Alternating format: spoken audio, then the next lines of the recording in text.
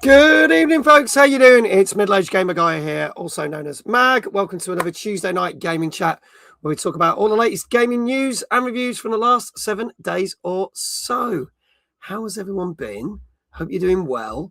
Let's see who's in the chat this evening. Guildfly, you were here nice and early, along with Gozzo and Kindred. Good evening. Mr. Dave Johnson is here. He says, behave tonight, you lot. The guest is wholly innocent and not used to your sorts of insanity. Kindred then said, behave, lol. Rock Muse, good evening. Said hello to Dave. How you doing? Over on YouTube, we've got Coley. How you doing? Good to see you. We've got Evan Lorenzo. How you doing? Back on Twitch, Retro Shazar. How you doing? Chloe, Flame. Got any aches or pains from the rock climbing yet? No, not yet. I got a croaky voice and I don't know why. It only happened this afternoon. So there you go. But it's all good. Good to see you, Coley. Thank you for being here. Greatly appreciate it. Also, I need to say, drink more tea. I've got a huge, nearly bigger than my head. I haven't got a sore throat though. That's the weird thing. I haven't got a sore throat. The Sprunky movie. Well, welcome on in. How you doing? Good to see you there. It's you too. Now that's a cup. It's a proper cup, mate. It's a proper cup. I also want to say thank you. Weirdly, this happened before we even went live. But we had 10 gifted subs for the channel. And they actually came from Sega. This isn't a joke. Some of you know that I covered the new Stranger Than Heaven game last week. And one of the deals of doing the live thing was getting 10 gifted subs. Those gifted subs went to Oted, Von Vokono, it's a Yellow Koala, Aurelian, AR89, Wacky, Fanta Dave, Stab Me Now, Stone Wolf, and Binky Kitty. So a couple of those do watch the show. Some of those are completely random. But thank you to Sega for doing all that. Greatly appreciate it. Looks like a sore throat. It's not a sore throat. Get over yourselves. Man Defender of Gotham. I'm just going to call you Gotham. My dad has the exact same mug. Do believe, right, Surf Carrington, do you believe that the earth is as flat as your ass? No, because I've got a peachy ass. Just ask my chat. There you go. So thank you so much to Sega for giving me the 10 gifted subs. I will be doing some more content for Stranger Than Heaven. There you go. Wow, man's a doctor now. Yeah, I know. There you go. Anyway, we saw his ass plenty when we're doing a rock climb. That's true. Literally hanging from a rock thing on. He does buns of steel. He did not just say that. I did. Yes, Dave. Sue me. Obviously, I can't do this show alone. I've got my co-host who knows the most, the one and only, and he ain't got a dodgy throat like me. Give it up for Mr. David Jones. How you doing, mate? My throat is much better than yours.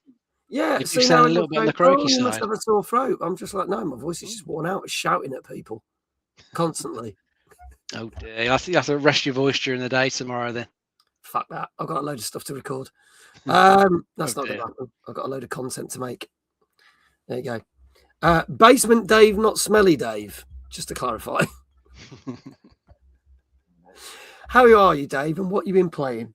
Oh, I'm good, thank you, mate. I've played a few things. I have played Mixtape, which we're talking more about later on. Then I played a little bit more on Saros. I've got to, I think, the 4th biome called Blighted Marsh, which is proving a little bit challenging at the moment, but I need to get practicing. There we go. You played it last week, didn't you? I did. I enjoyed it. I like it. I'm dipped back into it since because I've been a bit busy with some other games, but I do want to go back to that. But yeah, I'm still enjoying it. It's just that the new biomes are getting a bit challenging. Lots of new enemies that I'm fighting, new weapons to try and get the hang of. So I got to get back into that a bit more. But then I got distracted by Battlefield 6, which has started its season. Yeah, started that today. So I had a quick go on that earlier on the new Railway to Goldman map. Which seems like quite a good map from the one go that I had on it. But yeah, I quite liked it. You got one capture point that's on the train on the map, and now that train, when you capture it, it'll move, I think, towards your base. So the enemy's then got to capture it to make it move back to there. So it's quite a good spot for a lot of like back and forth action. It was good fun earlier. So I'm going to play some more of that this week. Nice. Okay. I mean, a lot of people are already praising it. I've seen a lot of people quite hyped for that mode. I saw a lot of chatter about that. And yeah, we'll talk about Mixtape. I know Gilfly has played Mixtape because he's like, Mixtape, yes. Oh my God. But there's a lot of controversy about that game, and we'll talk about that a little bit later on the show. I finished Samson, which is allegedly supposed to be the worst game of the year. I can tell you it's not, because I played something a lot worse last night. But I can see what people say, that it drops off. So I'd finished the story, and it just kind of just ends, and you go, oh, that was a bit anticlimactic. And then it rolls the credits, and then it does the thing whereas, oh, you've still got the world, you've still got the debt, so to free your sister, you carry on going. So it's like, okay, cool. Well, that means there's more stuff to do. And it weirdly did unlock a few other game type modes that weren't in the main game that I've been playing. But then I only had about $8,000 left from the 100 grand to pay off. So I literally did it in like a day, because the way you do it, you could start earning ridiculous amounts of money. So I paid it all off, and then you get a nice little conversation bit where you talk to your sister and she gets released from the mob.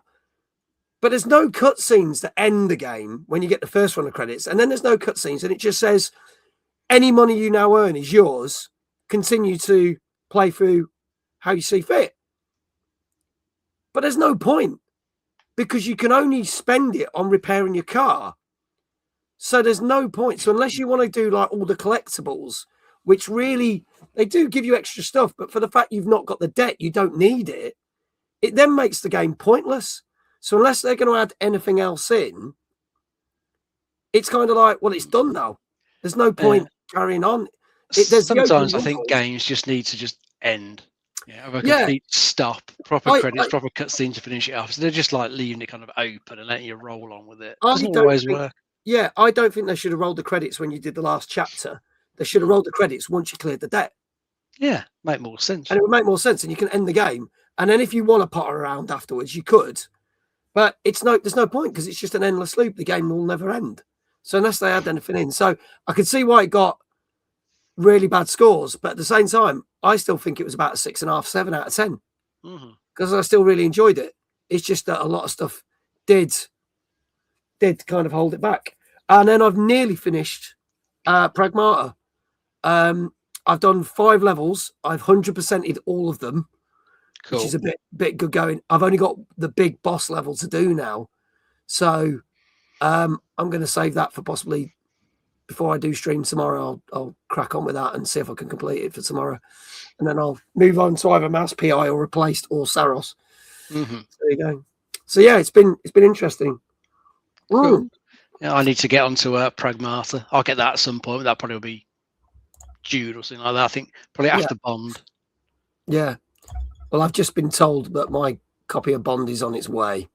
So I got told that today. So that's good.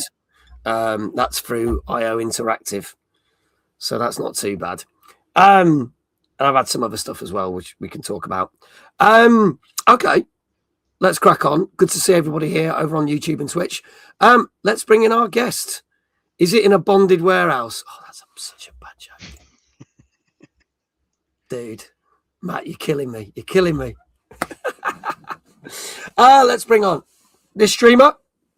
We've been in the same building, but we've never met. This is the funny thing. So we were both at the Debug event a couple of weeks ago, but we didn't actually get to meet.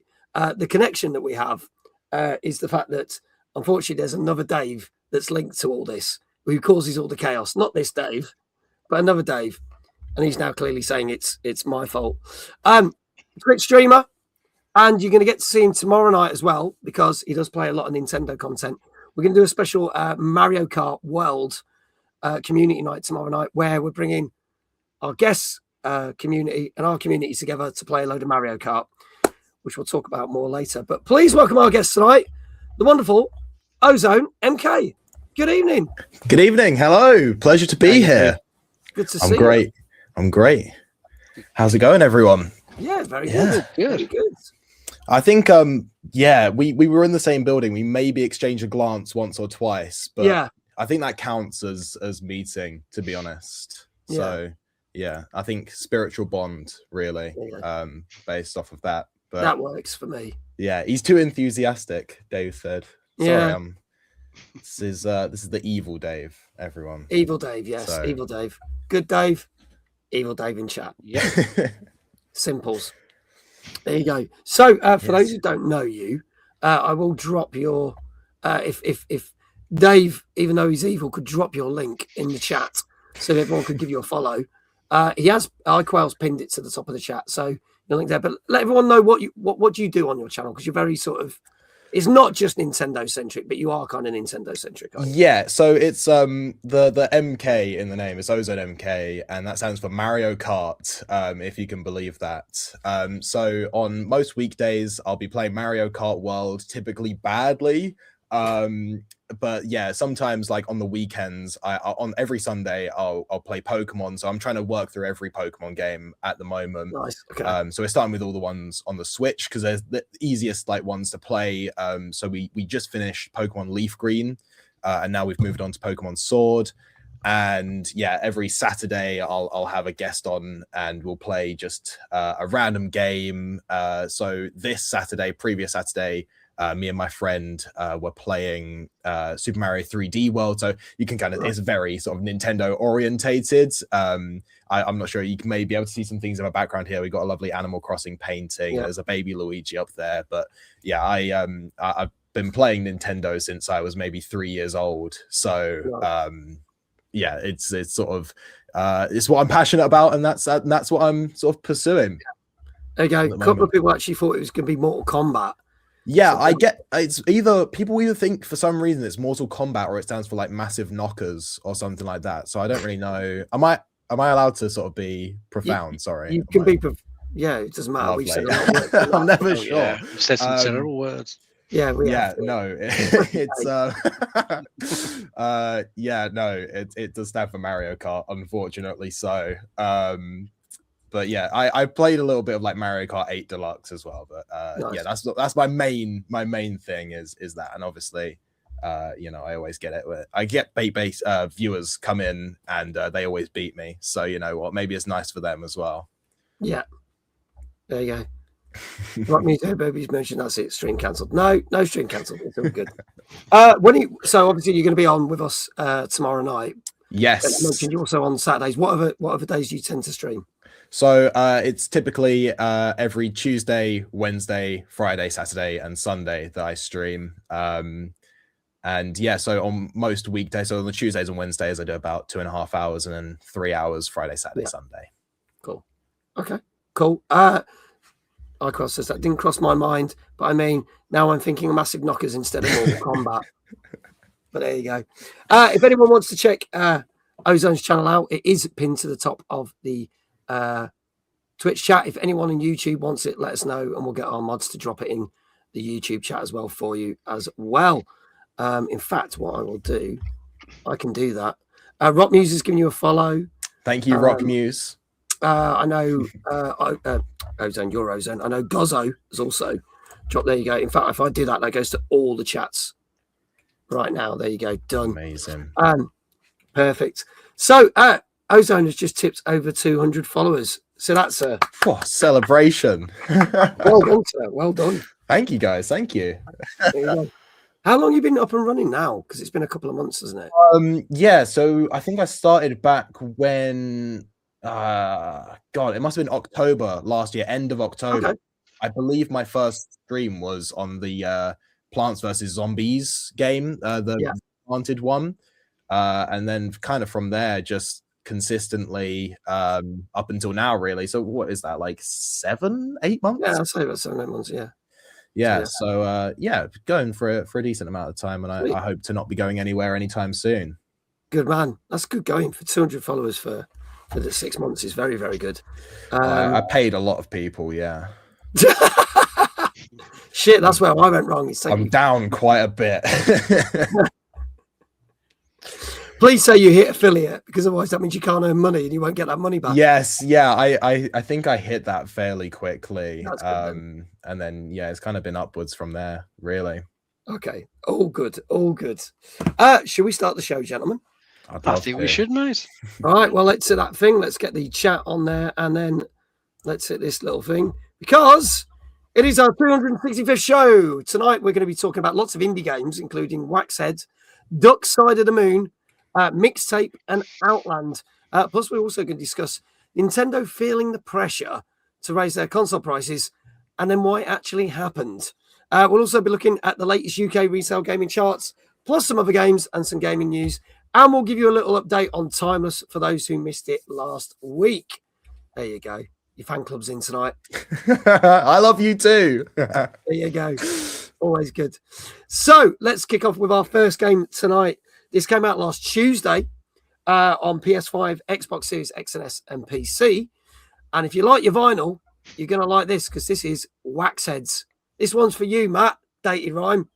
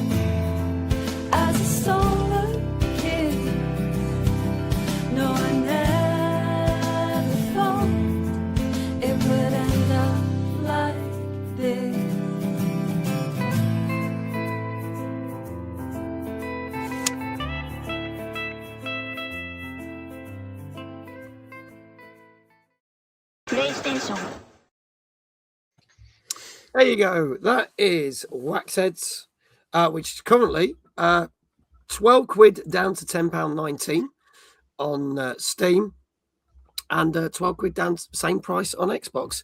Don't know what it is on PlayStation 5 yet, though. But there you go. So, Dave, tell us a little bit more about this one. Yeah, it's a little cozy narrative sim where you're working in a little record store. You know, trying to help all the customers that come in. They're going to sort of ask you questions. You know, they might have some rough idea of like some sort of type of music they're looking for. You know, something that they heard. They can't quite remember what it's called. They give you a few hints, and you've got to try and help them. You know, find the right sort of music that they're looking for.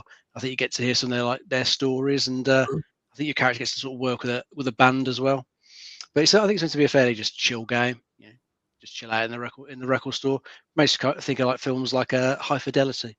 Yes. So that was quite a cool film. So if the game's kind of anything like that, I think it might be quite fun. I don't think it uses any licensed music. I think it's got quite a few like original bits of music and like original albums and stuff in there. But I think it still looks quite nice. It's got quite a cool art style to it. It's like a cool game. There you go. Yeah, PlayStation. Thank you, Kindred. PlayStation is 12 quid, and if you've got PS Plus, that's down to £10.19 as well. So pretty much you can get it pretty much anywhere for £10.19 at the moment, which doesn't seem too bad. There you go. Ozone. So yes, lots of indie games to talk about tonight. Are you into sort of like these kind of games where it's more sort of, there's things you've got to do and puzzles you've got to figure out, but there's like a underlying narrative across it? Well, I'm actually I'm a game design university student, so I'm quite into like all of these like indie games and things like that. So like things like that puzzle solving sort of thing, it is quite appealing to me. Something that wasn't so appealing to me was the toenail situation that they had going on right at the beginning there. That was not a fan of the hanging off toenail. I'm gonna keep it real. But no, that looks like a lot of fun actually. I quite like sort of, you've got to figure out what's best for the customers. It's sort of got that cozy, I think someone in chat said it, it's got that cozy sort of feel, almost like have you ever played Dave the Diver? Yes. You know the bit where you're in the restaurant and you're going to kind of serve the orders? It kind of reminded me a little bit of that. The art style I'm quite a fan of as well. It looks very, very nice. Okay. All right. For those who haven't seen the show before, we technically don't review the games. We leave that to the so-called experts. We'll talk about that later. But we scour the internet and get loads of different scores, whether it be from Metacritic, Gamer Ranks, GameSpot, IGN, Eurogamer, to name a few. And I turn that into an average score, so we can play a bit of a guessing game. You've got to guess what the critics scored, not what the audience scored, just to clarify. If you get it right, we give you a shout out in chat. You can have anything from 0 to 10 with 0.5s as well. Let's see what chat is saying, and then we'll kick us off. Dank is saying an 8.5. Chloe's saying a 6.5. Gozzo's saying an 8.5. Brian says an 8. 6.5 massive knockers out of 10. Well, thank you for keeping that going. Ash Frith, thank you for the follow. Greatly appreciate it. I recognise that name very well indeed. No pressure on you whatsoever. Kindred says an 8.5. Gilfly says an 8.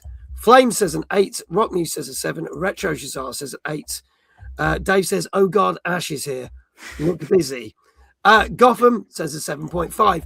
Dave, I'll start with you. What do you reckon this got? The critics. I'm going to try an 8. Okay, going for an 8. Ozone, what do you reckon? I was going to throw a 7 at it, to be honest with you. I think I don't really know. I couldn't really kind of gauge the gameplay that well, I didn't think, from the trailer. But I think if I had to throw a number at it, I think I'm going to go for a 7. Okay. All right. Well, folks, this is your last chance to guess the scores of what Waxheads, which came out last Tuesday on PS5, Xbox Series X and S, and PC, is roughly about £10.19 on all platforms. If you don't, last chance to get your scores in, because I can tell you that for our first game this evening, this got 8.5 out of 10. And look at Dave just score. He just got that in there. I'm going to allow that. That literally scooted in there. That was like a photo finish there. It was. I'm going to let you have that, Dave. See, I can be nice. Well done. For those who got it right. So Dave says, I am the best. Well, we'll see if you get 8 out of 8 right, then you can claim that title. But Dave, you got it right. Kindred, well done, you got it right. Gozzo and Danka, that's everyone that got it right. We can get a shout out for them. He says, I will get 8 out of 8. He's determined. We'll see. But there you go. That's so humble. Game. Go check out Waxheads because it's reviewed very, very well.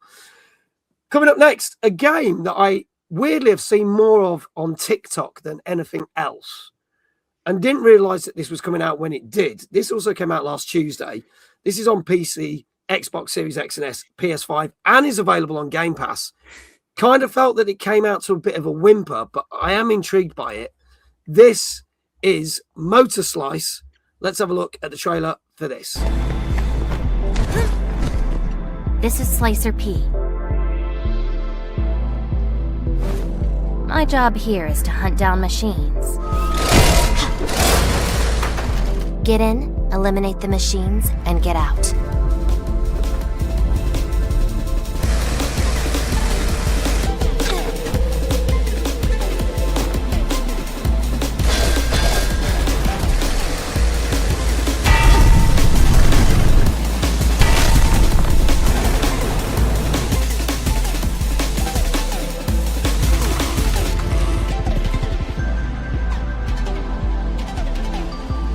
Failure is forbidden.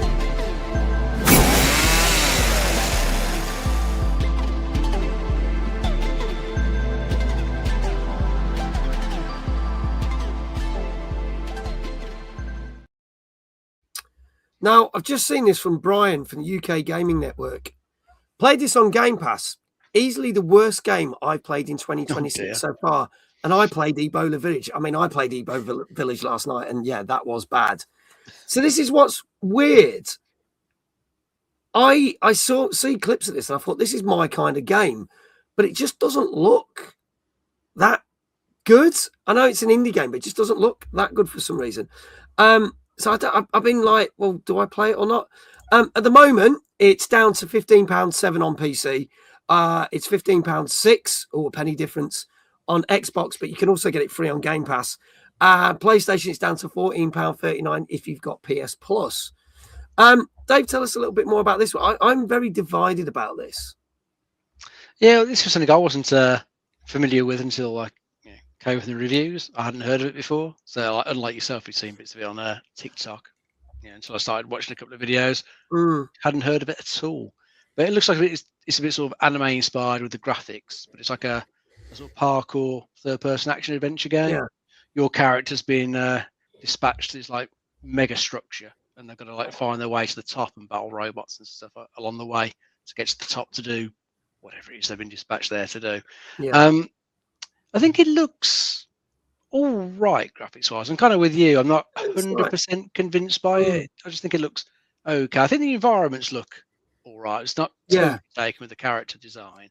But what I was watching a review earlier about it, they were kind of saying that the combat's kind of okay, but I think your character can't take that many hits.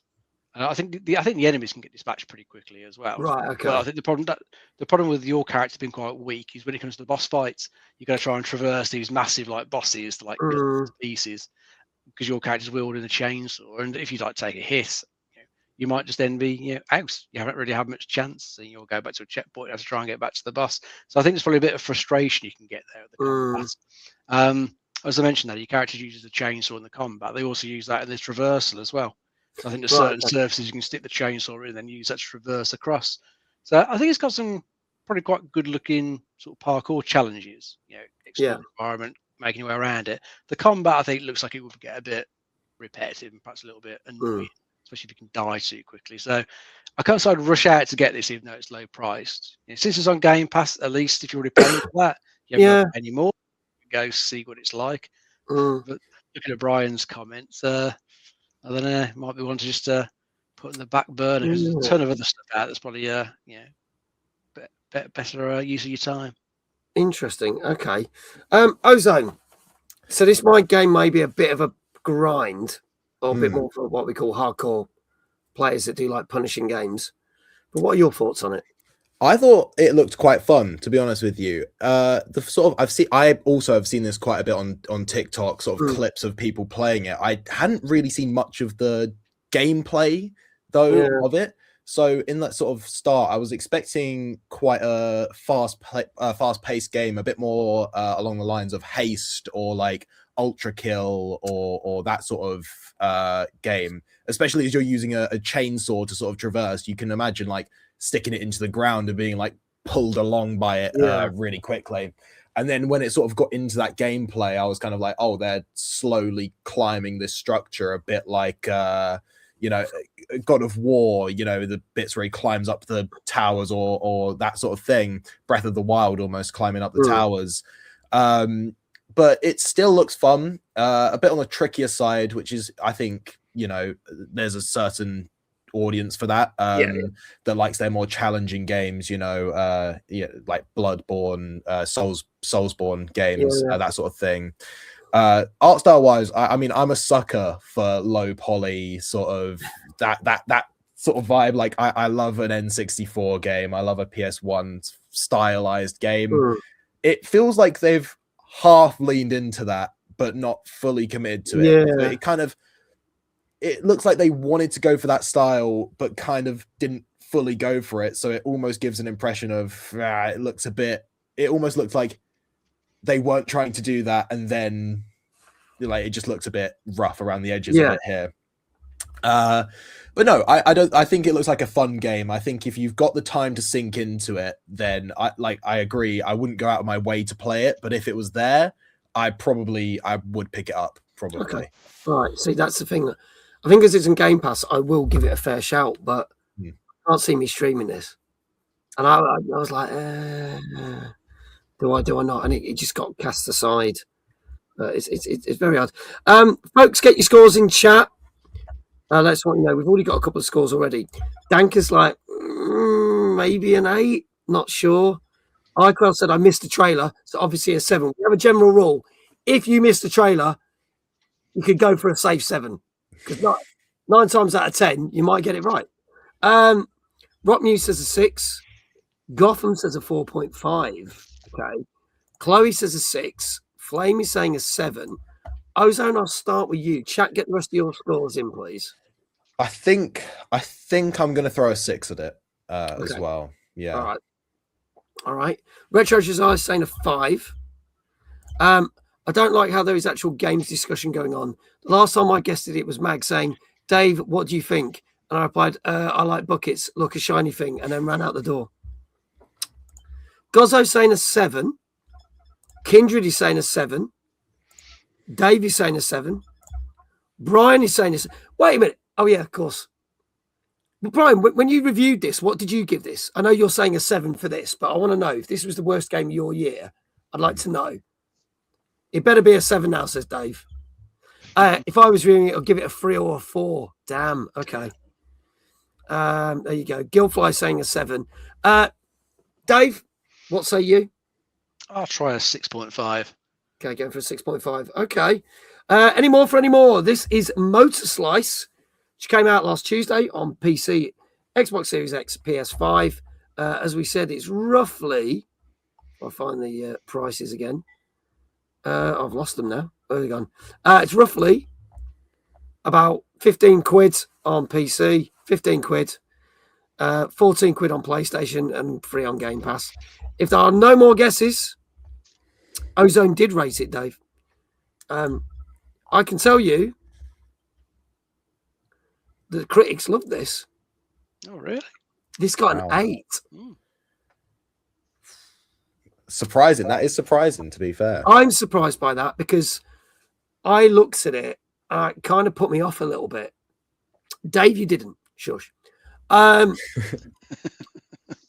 You're not 2 for 2. I'll get Iquel to belittle you. And I'm like, eh. And then with Brian, who's reviewed it, I mean, Brian says all opinions are valid. Fair, but you know what you're talking about, Brian. And you've reviewed a lot of games. So I'm a bit like, Yeah, see, Gozzo says, yeah, to me, it looks like a 7 or a 6.5 to me. So, yeah, I think everyone's got that same sentiment, Gozzo. I think everyone's pretty much on that thing. But, hey, this is why we say it's not the user reviews. We base this on the, I don't know. We'll see. If you try to play it.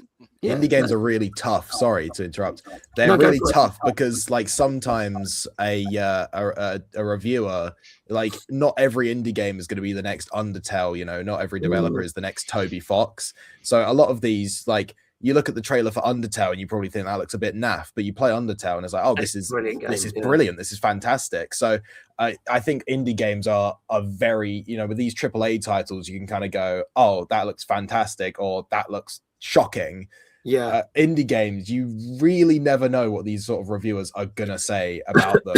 No, I mean, that's very true. You just have no idea what's going to happen. But they said an 8 out of 10. Try it. Let me know if anyone tries it. Let us know. DM us. Let us know on the show. Let's move on. Let's talk some gaming news.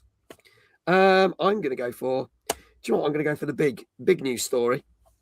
Because this came across in 2 parts. So last Wednesday, it was announced that Nintendo were facing pressure from shareholders to raise the price of the Switch 2. Now, it's the only console that's not had a price rise since its release. And it's been a year now, pretty much, since it came out. We've seen prices rise for Xbox and PlayStation twice. So what's happened is stock prices have dropped over the course of the year with the Switch 2. Nintendo is making more money from peripherals and games than it is the console. With all the different tariffs and everything going on, it means what they're selling at, they're technically selling it at a loss. And this means, because of that, their stock price has dropped. And whereas, let me get this right, it's dropped down to almost... I can't even read my own writing. Oh, so it was originally roughly their shares were worth about $125, and it's dropped down to about $18. Over the course of the year, it's been a steady drop. Okay, so you can get shares now since this happened last Wednesday, so it's dropped even more at $12.26. Okay, so it's still steadily dropping. So what's happened is, because of the pressure of the shareholders saying, we want our dividends, we want our money, you need to do something. 2 days later, so Friday last week, they announced that the prices are going up on the console. Nothing else, just the console. For people in Japan, it's not so good because they go up at the end of this month. However, for people in Europe, Canada, and the US, here you go, 11.31, it's dropped even more. So there you go, 11.31, it's dropped even more. I think I wrote this morning, so it's dropped since. So it's gone down by $1 in the space of about 9 or 10 hours.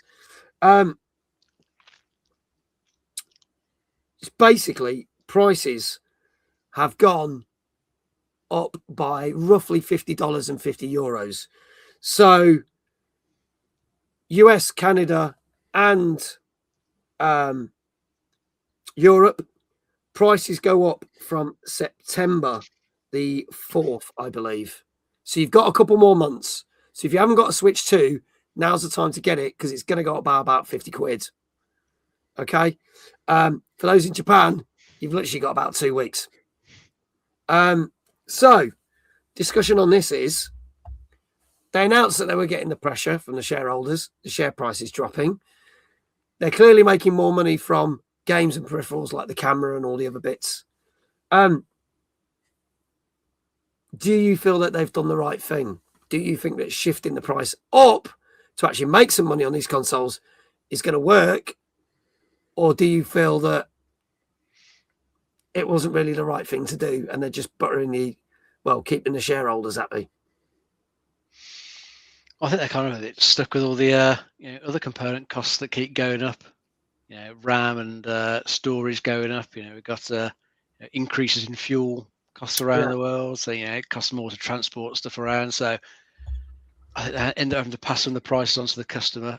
I mean, it's only a £50 increase, but it still does make it quite pricey, doesn't it? What's going to be $500 over here? So it's pretty much $500 in America when that goes up. So it does feel like he's getting a bit on the expensive side for what it is. But I suppose in some like the big games come out, like the next Mario, the next Zelda, people probably still flock out and buy the consoles at that point anyway, and those sort of games that'll boost the share prices up. I don't know how much difference raising the console cost would make to the share price. I can't imagine do a huge amount to it, because I thought less people will be inclined to buy it at the moment. But as I say, I think it'll need the bigger games out to shift more of the consoles. Yeah, they've got a couple of big name games due out, as we know. They've got another Splatoon game. We've got the Star Fox game, which they announced the other week. But still not massive amounts. We've obviously got the game made by the people that did Elden Ring that comes out, which is a Switch 2 exclusive, but there's no date on that. So we don't really know what exactly it is either. No, we don't know if it's a Souls-like or not. Possibly, but nothing's really been said for definite. Yeah. But I'm sure that'll probably shift some, just because it's a From Software title. Yeah, that's true. I don't know how many people are bothered about Star Fox these days. I mean, it was a good game when it was back on the N64, but it's an old game. It's on its fourth version, I think it is. Fifth version. I think it's the third time that Star Fox 64 has been released. So they did the original on the N64, and then they re-released it on the 3DS, and then this will be the third time that they're remaking the same game. So it's the third time they're remaking it, but also the remakes are all based on the original game, so they just added more stuff. So it's the fifth incarnation, but the third remake, I think, is the correct way to say it. I'm excited for that. I think that looks great, because I haven't bothered to play any of the ones on the N64. I think it's going to be fantastic. Yeah, I think from a standpoint, they put Fox in Mario Galaxy. Obviously, that's brought so much sort of attention, not only to Fox as a character, but also, I believe, like the Star Fox brand. And then, announcing this new game, it makes so much sense to do now, and then doing it as like the purest form of Star Fox being the N64 like Lilac Wars, it makes perfect sense to do that now. With like bringing in sort of these newer audiences and then giving them, hey, like this is the big one. And I made like a whole YouTube video about this. I don't think that this is the only Star Fox game that they've got in production. Like I don't think that they will just release a remake and then wait another 10 years and then reboot it for the 6th time. I think that we've probably got more of a bigger game for Fox on the horizon, maybe more sort of closer to the GameCube experiences of like Adventures and Assault.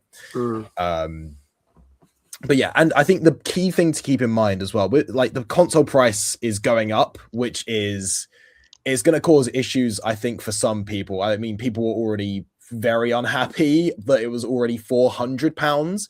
Bringing it up to £450, that's the price that the PS5 and like Xbox Series launched at. That's quite a high bar for a Switch 2, I think, because they're not as powerful as those consoles, and they, you know, they're not really giving you the game. They're not giving you Mario, Zelda, you know, the big ones. You've got sort of Donkey Kong and Mario Kart at the moment to bring you back.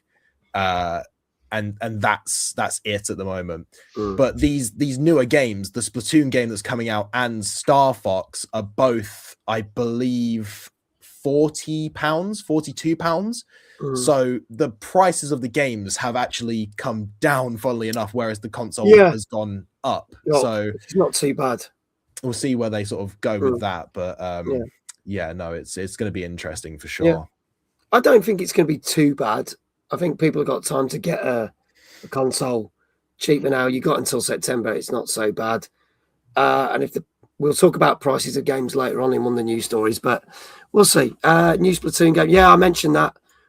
Pre-order that one too. We've got that. You've got obviously Star Fox, as we said. You've got literally in a week or two, you've got the new Yoshi game. So there's a few, but there's nothing that's majorly making me go, yay. It's weird. I think the thing with the Switch 2 is, compared to the Switch, when some of the games come out on Switch, there was a lot of good hype for it. I don't think that anything that's come out this year has been as hyped as Mario Kart or Donkey Kong, but even them haven't seemed to have been anywhere near as hyped as anything else that was on the Switch. So it's an interesting. I think the Switch 2 needs to get a bit of a boost, because it's Tomodachi Life was that came out again. It's doing well. It's not like it's getting shout about. The Metroid game has been deemed a flop by Nintendo, which came out before Christmas. I enjoyed it, but people are just not talking about it. It's maybe, again, that's what contributes to the share prices dropping, that people are not talking about Switch, even though when you see the retail charts, Switch is outselling everything, which is crazy. But it's a weird world we live in. We'll talk about some more news in a bit. Let's have a look at some more new games. If you're a Pink Floyd fan, you'll probably get this pun. This came out last Thursday on Switch and PC. And it's a bit quackers, because this is Duck Side of the Moon.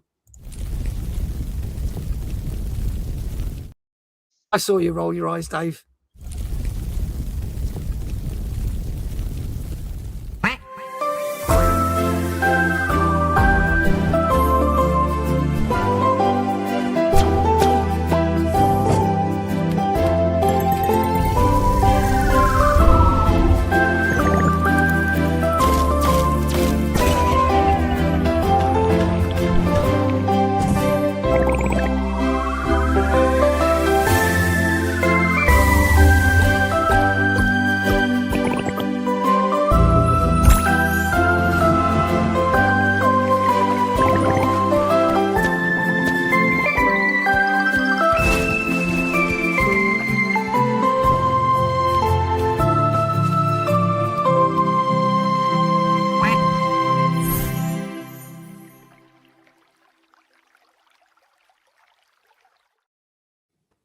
So this is Duck Side of the Moon, which came out last Thursday on Switch and PC. On PC, you can currently get it for just over 15 quid. And the same on Nintendo Switch. I've been sent a copy of this. I literally got a copy yesterday. I do want to play it because I've heard about this. I've had a lot of press releases over the last couple of months about this. No idea where I'm going to fit this in. So we might play this in June. But I will say to the people and the publishers that sent me a copy, if I don't, I apologise now. But I did tell them we'd talk about it on the show tonight. So at least that's something. Dave, tell us a little bit more about this space adventure. Bondy, good evening. Good to see you, buddy. Yeah, this is a little cozy exploration adventure game. You're playing as a little duck called Doug who falls asleep at the controls of his spaceship, crash lands on a planet on the distant side of the galaxy, and kind of has to make a life there. Really, is just a little I think rocks that are alive around there that you have to sort of help out. You'll chat to them as you're exploring around. But you'll generally be looking for like resources, solving their little quests, crafting stuff, and then sort of customizing your spaceship to make it a nice little cozy place to live. So that style of game, not for me, not my type of game at all. But I think graphically it looks quite nice. I like the little duck character, and this cozy stuff, it always proves pretty popular. So I'm sure there'll be a decent audience for this. Yeah, it looks pretty good. I have to say, it does look really good. I'll be honest. I hope you get a chance to play with your duck on stream, Mag. Anyway, I want to see Ozone and his friend Lewis play this for Social Saturday.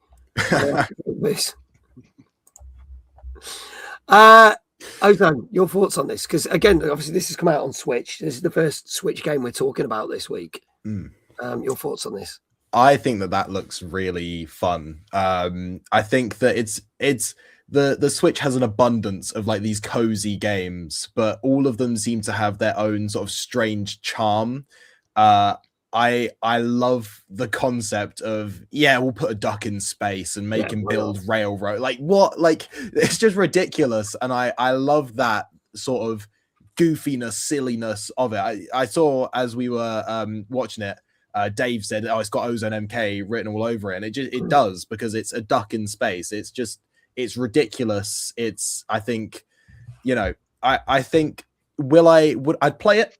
Would I progress? I'd maybe play it for 5 hours. I don't see it being the next Animal Crossing. I don't see it being the next Pokopia, but it just looks like a silly time, which I'm completely on board with, to be honest with you. If I can get a chance to play, so we can get it in the schedule for June, I will. I haven't promised the publishers anything. They just sent it out the blue, so I was like, oh god damn it, if I'd known about it. It's a play in bed game, I think. Gilfy, you get your Switch. That's it, Mag. Ozone is playing this game on stage with Timeless. Please. Maybe. We'll see. Let's see what people are saying with the scores. Brian, 7.5. Danker, 7.5. Bondy, 7. Gozzo, 7.5. Rockmuse, an 8. Kindred, 7.5. Chloe, 7. Flame says an 8. Dave, I'll start with you this time. What do you reckon? I'm going to go for a 7.5. 7.5. Okay. Ozone? I think I'm also going to go for a 7.5. Okay. All right. Going 7.5. Retros are saying an 8. So the average playtime is about 2 hours. For a completionist, it's 5 hours. So that's not too bad. I think it's only about a tenner. It's not that bad. Iquel saying 6.5. Dave saying 7.5. So if there are no more scores in chat, folks, this is Duck Side of the Moon, which came out on Thursday for Switch and PC. Hopefully it'll get an Xbox and a PlayStation release. But I can tell you, this got 7.5. Gilfoy comes in with a 7 just before I hit the button, but it's a 7.5. So lots of people to say congratulations to. Firstly, our guest. He's got right. We're going to shout out his channel. Go follow Ozone if you're not already doing so. He will be playing Mario Kart World with us tomorrow. There's all his links spammed in chat. Dave, we'll come back to you in a minute because we've got to give you your shout out. But also, let's see. Dave Johnson, your second one right this evening. Well done. You did good. Kindred, well done. You got it right. Gozzo, you got it right. Danker, you got it right. And Brian from UKGN. Well done. You all got it right. Congratulations there. We're guessing a 7.5, which is pretty decent. So go check it out. Shout out to going there. While that is happening, for those who've not seen the show, Dave is not a streamer. Dave does not have a channel to promote. Therefore, the only way we can shout out is by doing exclamation Dave in chat and allowing Dave to tell me how he wants his special shout out. I think we'll see if your knees are cracking tonight. I'm up for it. That's it. Right, everybody listen out. Here we go. We'll Get ready. and shatter. Let's go. Oh, there we go. Right, you ready? Yep, go for it. 3, 2, 1. Dave! Well done for getting back up. Do you know what? I'm surprised because after doing that rock climbing on Sunday, I didn't think that'd be a thing. I'd still be sat on the floor. There you go. Never get old, chat. That noise is horrid. Crack those knees. Still can't beat that double knee crack. There you go. There you go. Our next game is another game that I'd seen mentioned for a couple of weeks. Didn't know much about it. When I saw the name, I went, that reminds me of that thing you used to play on Windows, like the original Windows before Windows 95. And I'm not wrong. This is an up-to-date version of Minesweeper. This is Infinity Sweeper, which came out on PC last Thursday. Let's have a look at the trailer for this.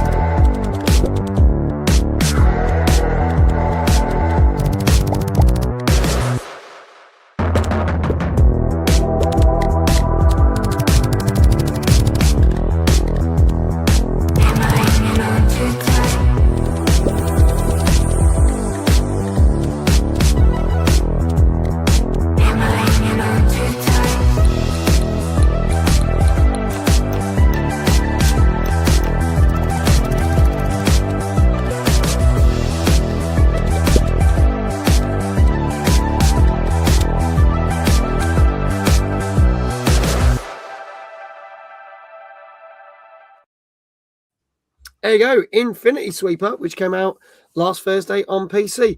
Normally £8, but you can get it at the moment for £6.39. So if you like to look at this, our cheapest game of the night so far.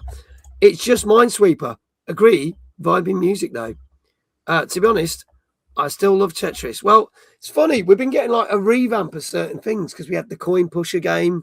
And then last week we had a game that was, what was it? That was the thing that was... Oh, the chess game, Gambonanza, we talked about. So we're getting all these old games coming back and revamped. So I used to love a bit of Minesweeper in the day. It got quite addictive. But this looks pretty decent, I have to say. It looks like a lot of fun. So, Dave, is it just Minesweeper or have they added a lot more to it? Well, yeah, it is Minesweeper, but it's got a roguelike twist to it. Of course it has. You just seem to have to throw a roguelike onto like anything these days. So we had chess the week before. We had that coin pusher one. Yeah, it's all got the roguelike bit added onto it just to give it something a bit extra. So you don't just feel like you're playing the old game that used to come with the old version of Windows. I never really played much of Minesweeper myself. I tried it, but it's one of those things that never really clicked to me. Yeah. I preferred Solitaire or Free Cell. Yeah. Coming along soon with a roguelike twist as well. But, if you remember Minesweeper, you know what you got to do. You've got the board. There are mines hidden there. You've got to try and work out where they are. But because it's a roguelike, it's got a few extra bits to give it a bit more stuff to do. There's a little shop that you can go into to buy things to like add modifiers into the game, where it might give you some like hints where stuff are, or it might remove some mines. It's all got. I haven't actually seen what they're like, but it has got like boss battles every 4 levels because there's meant to be like 16 stages in a run. So you've got to try and get through as well as you can in your run. If you don't do that well, you just start again, and things will be set up a little bit differently because all the boards are procedurally generated each time. So it might be quite cool. I think if the music in the game is like the music in that trailer, you could just chill out and relax. I did like that music. I agree with people in the chat. Definitely vibing along to that. Good music.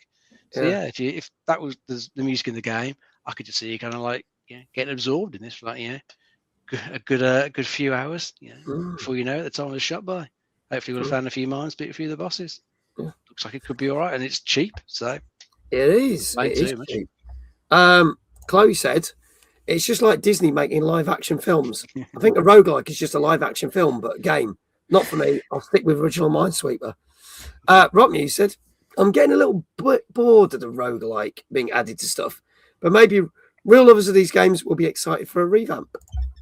Ozone, your thoughts on this? I could tell almost instantaneously, like before we'd even watched the trailer, I thought to myself, this is going to be a roguelike. It's like, it's obviously going to be a roguelike. I think since the success of like Balatro, basically everyone is trying to capitalize on that roguelike market. I love roguelike games. I've recently been playing Slay the Spire 2, which is kind of a roguelike, absolutely fantastic. I'll be honest, I think maybe Minesweeper is slightly before my time. I'm on the younger side of things, but I definitely give that a try. Like, that looks fun. I didn't know how to play poker until I played Balatro. So, and I love Balatro. That's such a fun game. So I really do think that looks like a lot of fun. But I do agree with, like, there is maybe a sort of what's the word? Like the roguelike genre is getting a bit overpopulated at the moment. It's getting a bit overdone, oversaturated, maybe. So I do think that, like, it feels like people are just thinking, what can I turn into a roguelike next? I'd like, maybe next it'll be painting or something like that. But I don't know. But it still looks a lot of fun. So I'd give that a try. Yeah, still. That sounds good. Do you know what? I would give this a try because I think it's going to be one of those things that would be quite fun. I did play Minesweeper back in the day, so anyone who didn't have Windows 95 before that, you're not going to know what we're talking about. But there you go. So let's see what scores. Chat, get your scores in. What do you think that this Infinite Sweeper got? Let's have a look at the scores coming in. Danka 6.5. Chloe says a 6. Gozzo 6.5. Brian a 7. Bondi a 7. Gilfly 6.5. Everyone's kind of going around there 6.5, so maybe this isn't their kind of thing. Kindred 6.5. Flame a 7. Ash, good to have you in here. First time. Fully on board with this one. 8 out of 10. Nice one, Ash. Missed the game again, says iQuail. He's busy modding, so a 7. I love a bit of Minesweeper, but it was a great one released last year for the Amiga. Rocknews says 6.5. Retro Shazar says 7.5. Ozone, I'll start with you. What do you reckon this got? I think I'm also going to go for an 8 on that one. Going for an 8 for this one. Okay, cool. Dave, what say you? I'm going to go 7.5.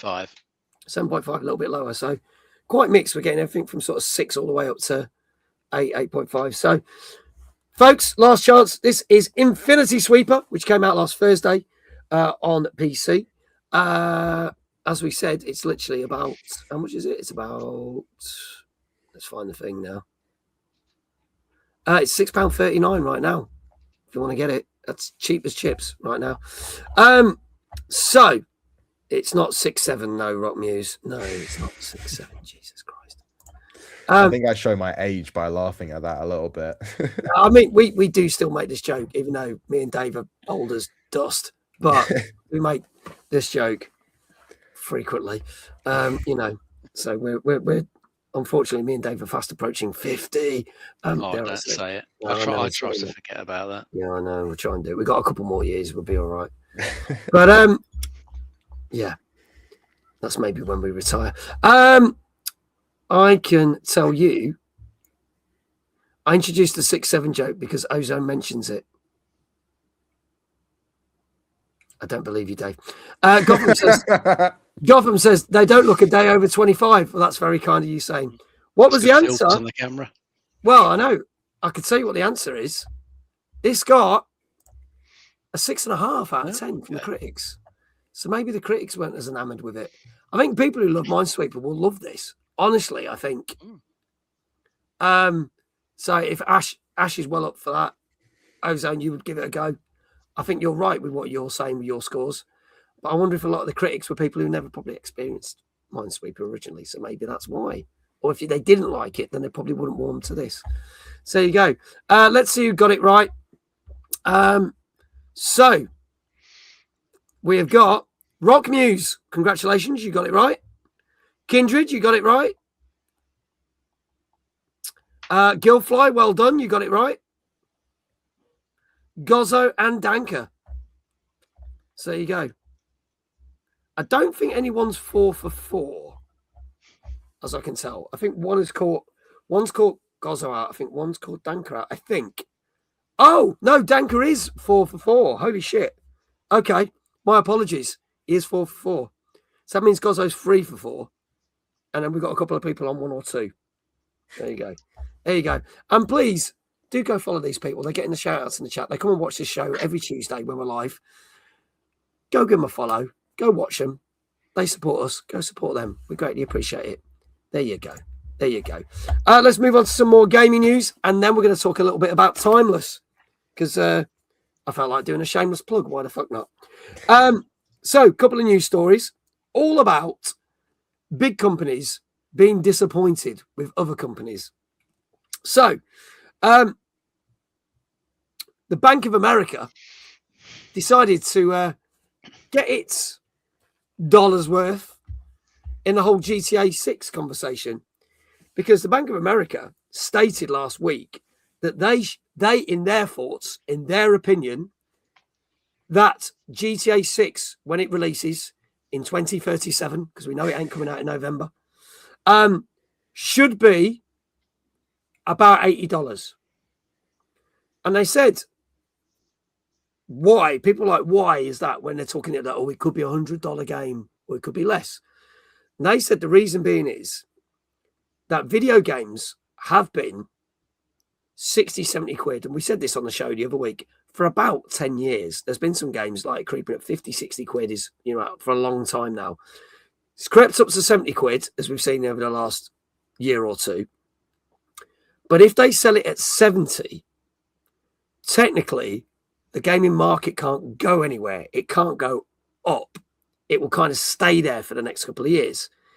If they go to 80, it gives other gaming companies opportunity to shift their prices up as well. Now, we've already seen that Mario Kart World was the most expensive Switch game so far, but that means it's going to shift everything up. I don't necessarily think that's a good thing. I know the Bank of America probably want to make more money out of this. But I get their point. That has been quite stagnant. I know we are seeing games getting more and more expensive. But it is kind of I'm just kind of glad they said, 100 quid should be the new standard, because I just think that's, I just couldn't, I couldn't even bring myself to pay 100 quid for GTA 6. Mainly because I don't give two shits about it. But this is the other thing. If I do end up having to review it or cover it, I'm like, I can't get a copy of it. I ain't paying out 100 quid for that. So there you go. Bondi says, even if GTA was £100, it's not a caveat for games to match it, as a lot of games are released, not finished, are not AAA games. Ubisoft. Skull and Bones there. Their quadruple A game. Pile of shit. Before we move on to the next news story, Dave, Ozone, your opinions on that? Do we think the Bank of America are right saying it should be 80 because it allows gaming companies to push the prices up? I hope not. Yeah, there is a point where, there's still always like a limit, isn't to what you're willing to spend on something. I think like if games start getting 80 or higher, I really just feel like way too much to pay for a game. And it is going to be dependent on the game as well. Whether you would pay that much anyway. I mean, was it last year? I think Microsoft were briefly talking about selling the Outer Worlds 2 for $80. And that was a game that didn't really seem like it's even worth 50, quite fucking honestly.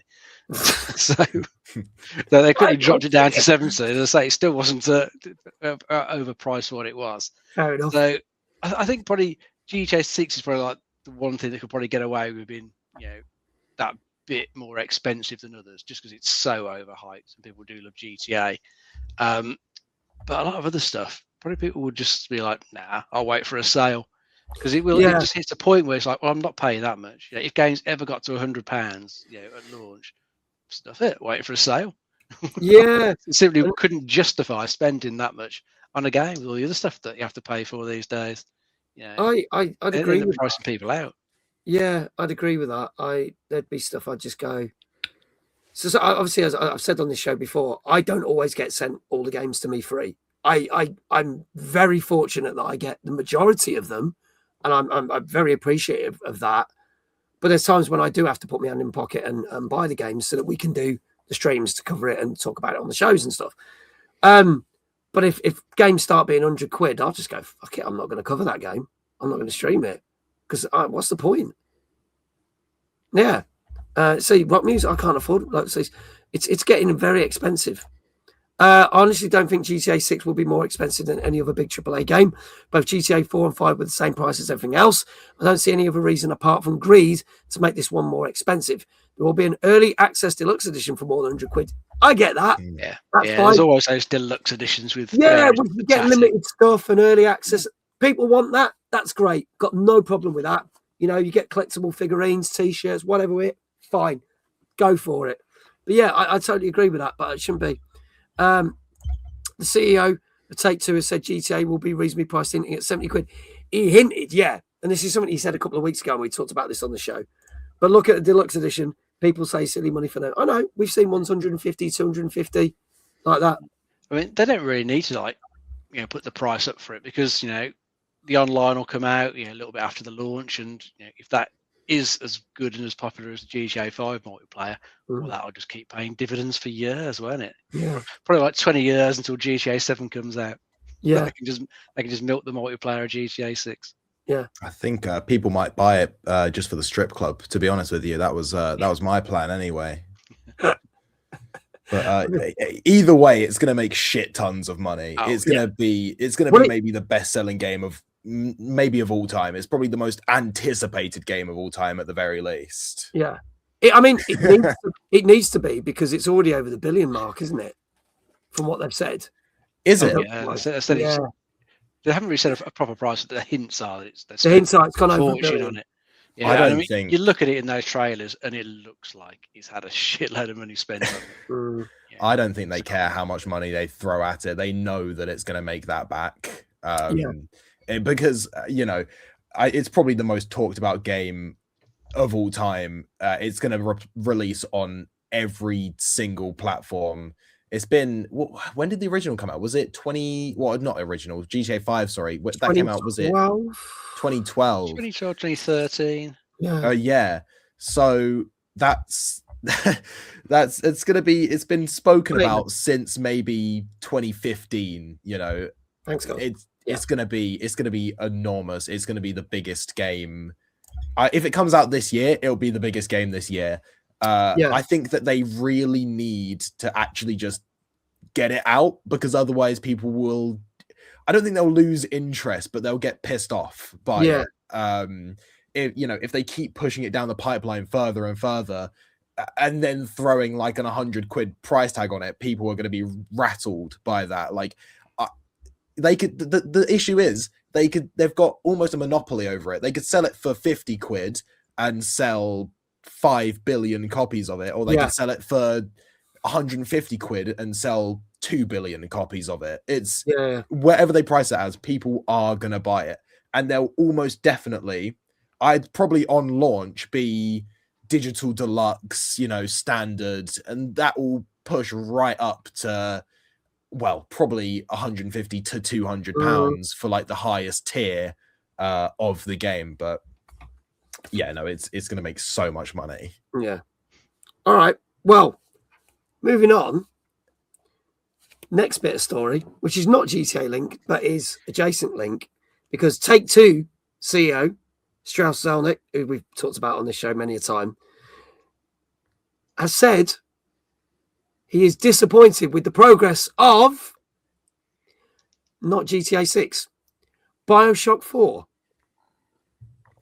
He has basically said that he's very disappointed that we've not seen it yet or heard anything from it. It was originally announced back in 2019 that a company called Cloud Chamber were taking on BioShock 4. We have no release date, and we also have had no news. Also, Cloud Chamber about 2 years ago had a massive reshuffling for staff to work on it. And I remember us talking about it on this show because it was like, is BioShock 4 going to be in trouble now? But it's interesting because you kind of go, well, where is it? And he says he's disappointed. I'll tell you what I'm disappointed in. Ken Levine, Judas game. Now, everyone knows that Ken Levine was dealt with System Shock, BioShock, the original games. A couple of years ago, we had a really good trailer. We even talked about it when it was supposed to come out.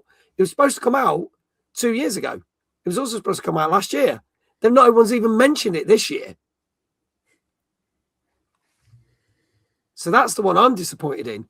So do we think that Strauss has the right to be disappointed? I do love BioShock. I've loved the BioShock games. But is there another game that we are disappointed by because we've been given no information? It's not come out. I'll ask the chat and I'll ask Dave and Ozone. Dave, you can kick things off. There's a game that you are disappointed because it's not out yet.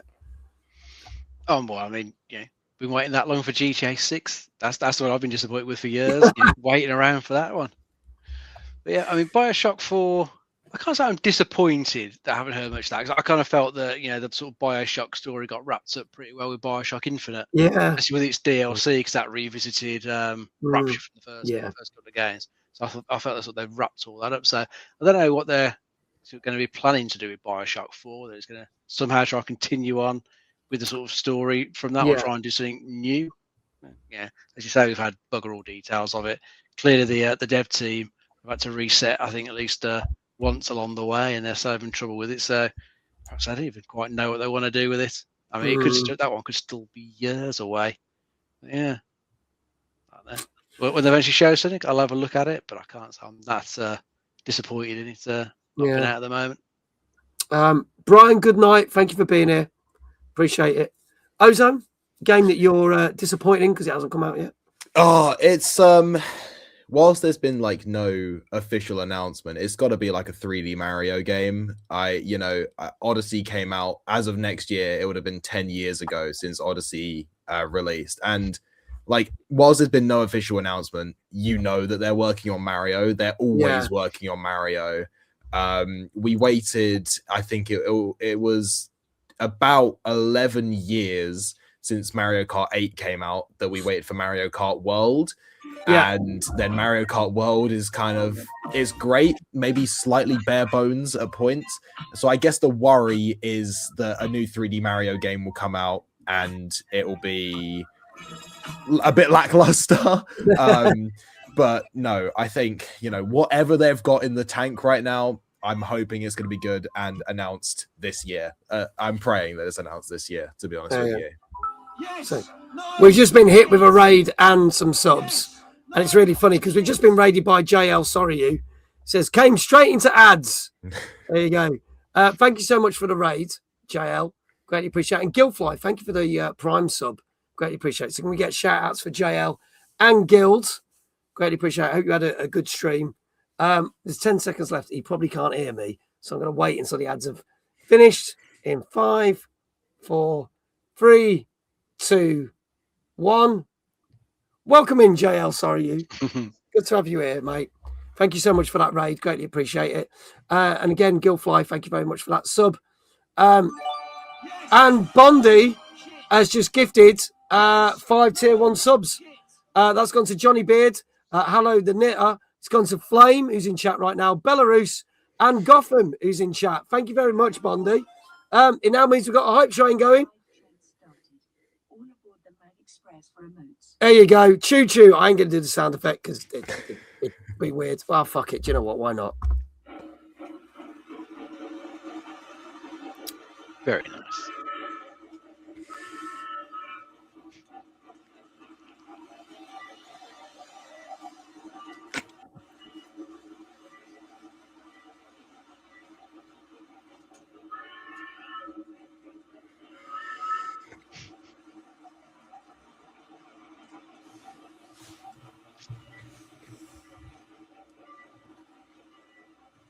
And can you believe it or not, that train was delayed for 25 minutes. There you go. So there you go. Those who've just joined us, this is Tuesday Night Gaming Chat, where we talk about all the latest gaming news, views. My co-host that knows the most, Mr. David Jones, and our guest this evening, Ozone, had just been discussing games that we're disappointed in that haven't come out yet. Dandiest Chad, hello, mate. What the bloody hell is going on here? Lots going. Good to see you, Sam. Good to see you. Well, since we've just done this, I noticed that Bondi did say Division 3. I quite rightly say they had that multiplayer Division game, got scrapped. Then they brought out a multiplayer mobile game, which everyone thought was, oh, is that going to be Division 3? Turns out it's set around the same time as the first game. So we still haven't got the Division 3 yet. So that's a good one from Ubisoft that's still not there. So yes, disappointing. As you're all here, we might as well do the shameless plug. For those who don't know, me, Dave in chat, and Jesse, who's currently on holiday, run a bloody video game thing, and we've been doing it for 5 years. Don't ask why. I think we're mental. But it's called Timeless or something or other, and it's apparently a thing that you can go to and buy tickets. So I'm going to play this trailer because apparently this will make sense.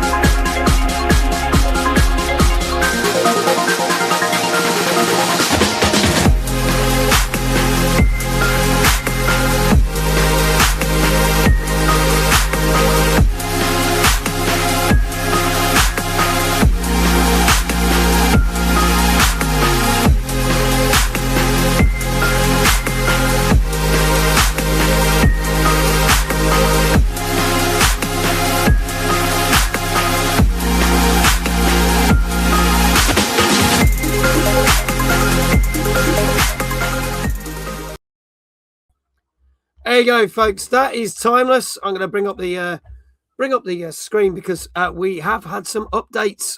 Some of you may not have seen, but Timeless tickets are now on sale, including VIP and evening.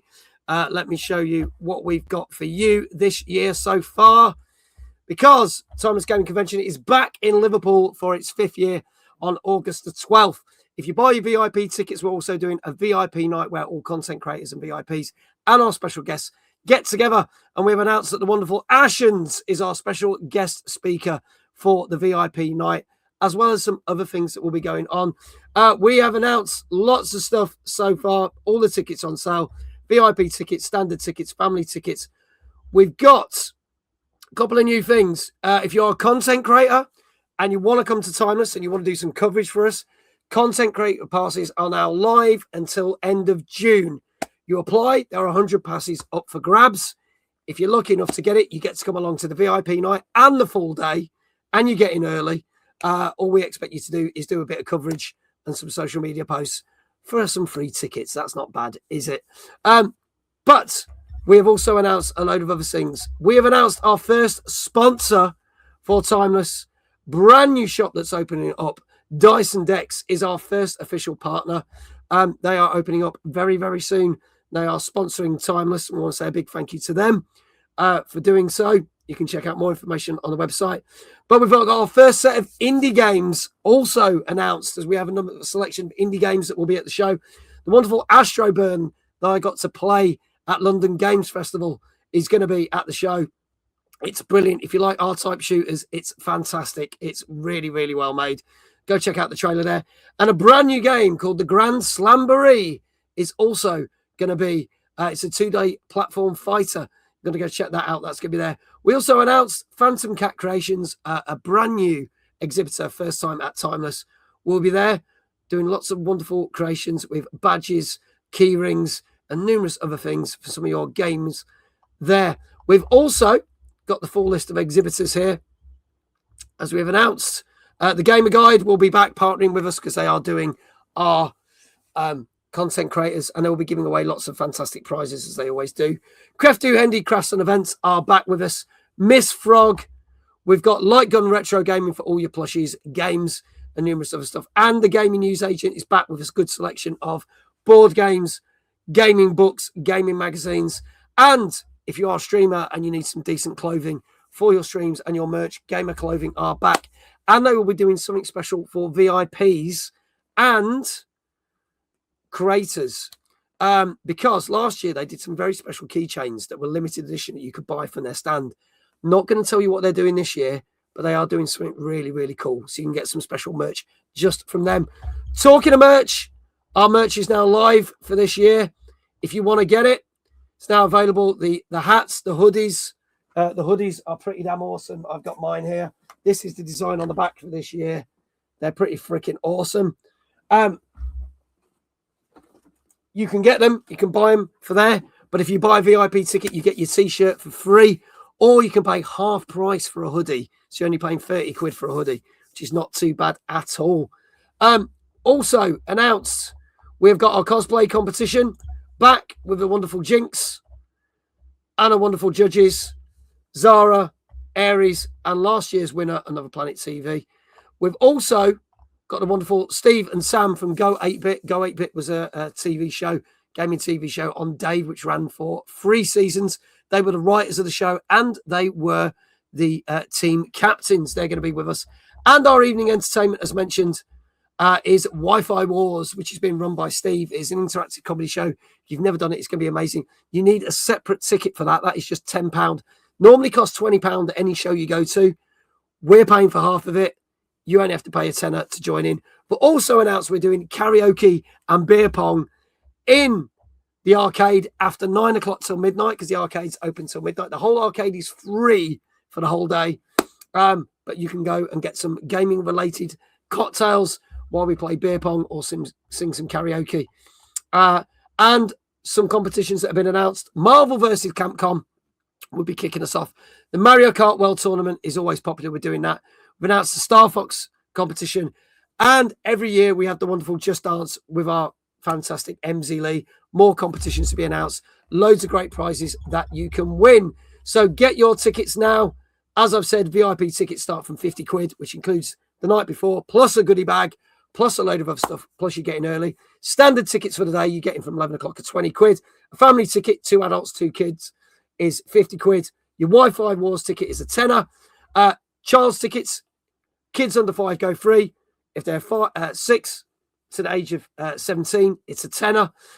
Disability concession is 16 quid because there's one floor of the arcade that you can't reach, so we knock a couple of quid off. If you've got a carer, we can get you a carer's ticket as well. And if you want to come in at 5 o'clock onwards, you miss most of the content because we've got loads of other panels, loads of other competitions to announce. You can get in from 5 o'clock. You miss most of the good stuff, but you can get into the arcade and see all the competitions for 13 quid. And as I said, if you've already got a ticket, but you want to upgrade for an extra 30 quid, there's a VIP ticket there. So do it now, folks. You won't regret it.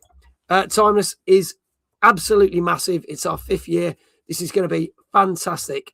So let's have a look at that. Thank you so much. Let's see what people are saying in chat, because I missed a load of shit when we were there. Curses to Dave, apparently. It's pretty much... I'm not going to make it for the VIP night, as I will be travelling. Bless you. VIP night runs 7 o'clock to 11 o'clock, by the way. Dave is very important because he's my secretary. There you go. There you go. Thank you to everyone who did the hype train as well. Those emotes have been sent out. But there you go. It's going to be great. More announcements coming soon at the end of the month. hopefully with one of the big panels, fingers crossed. We were told we should be allowed to announce it by the end of May. Fingers crossed. It's going to be a good one. Hopefully we don't disappoint. I've put a lot of effort into this one, so fingers crossed you'll like it. Anyway, let's crack on with the show. If anyone needs tickets, !timeless in the chat. Link is there. Let's move on to our next game. A game that critics are loving, but is getting stripped to shit on social media. It's been very divisive. It's been very controversial. And people are not quite sure whether the term game should even be used. This came out last Thursday on PlayStation 5, Xbox Series X and S, Switch 2, PC, and is on Game Pass. And this is Mixtape. Tonight, we're invited to Camille Cole's beach party. It's the tits, it's the jam. Everyone's gonna be there. College kids, rich kids, athletes, horse girls, skaters. It's teenage high society. Right now, we have no booze, but we do have some leads. We'll start at my house, then on to Cassandra's, free drinks at our secret hideout, then arrive beachside at 9:45 p.m. No way. I did it last time. I look like a child. I can't hand over money with these little hands. Slater, you do it. You're the one with the mustache.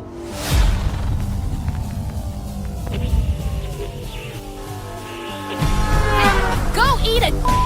You are expelled, Station Rocker. If I find you at that party, and I will find that party, you'll spend 24 hours in detention. I promise you that. What are we gonna do? What's demanded of us? It's the cops. Be chill, it's chill.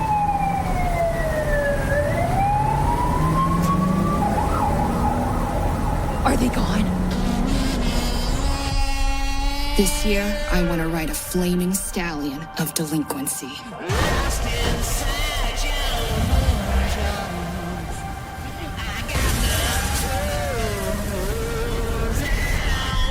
Most of the time, I'm wondering if I'm doing what I'm supposed to be doing, you know? To have the optimal teenage experience. The teenage experience is unobtainable.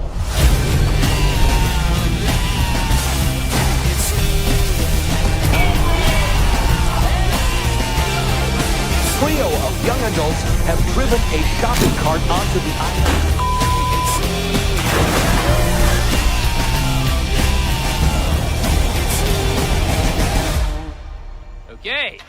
Okay, something's happening. Almost.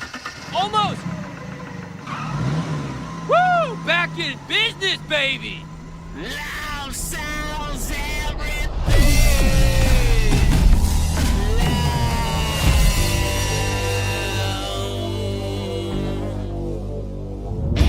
Holy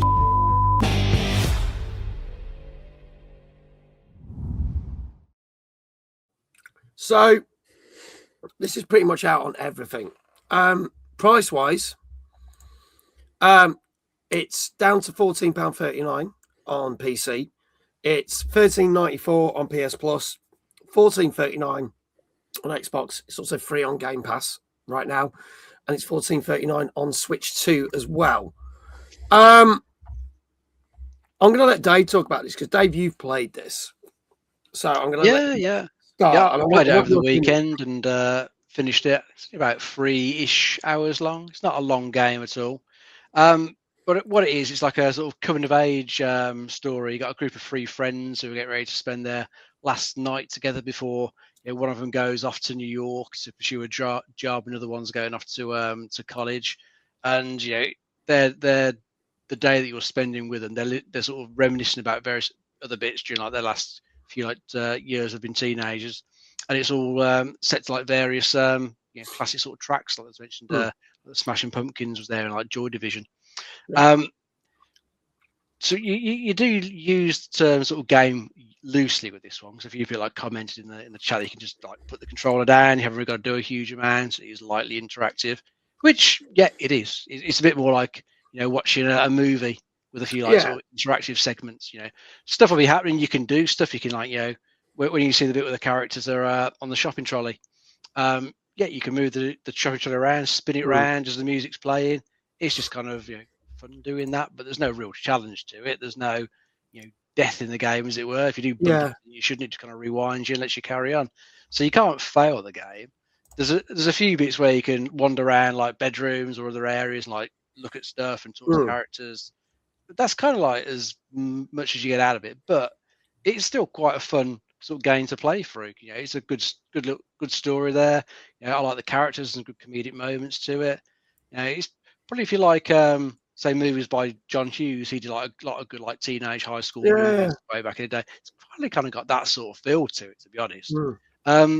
It's not particularly expensive, and it is on Game Pass where I played it. So you've already got Game Pass. It's not going to cost you anything extra to try it. It is just kind of like a good experience that you can enjoy over an afternoon. So say it's about 3-ish hours, but don't go into it expecting like a big deep game with lots of like puzzle solving or anything like that, because it is not that. That's not what it's trying to be.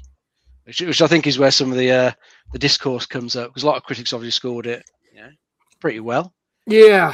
But by scoring it, with what they've scored, it kind of puts it into the realm of like other games, and probably invites comparisons that don't do this game any particular favors then.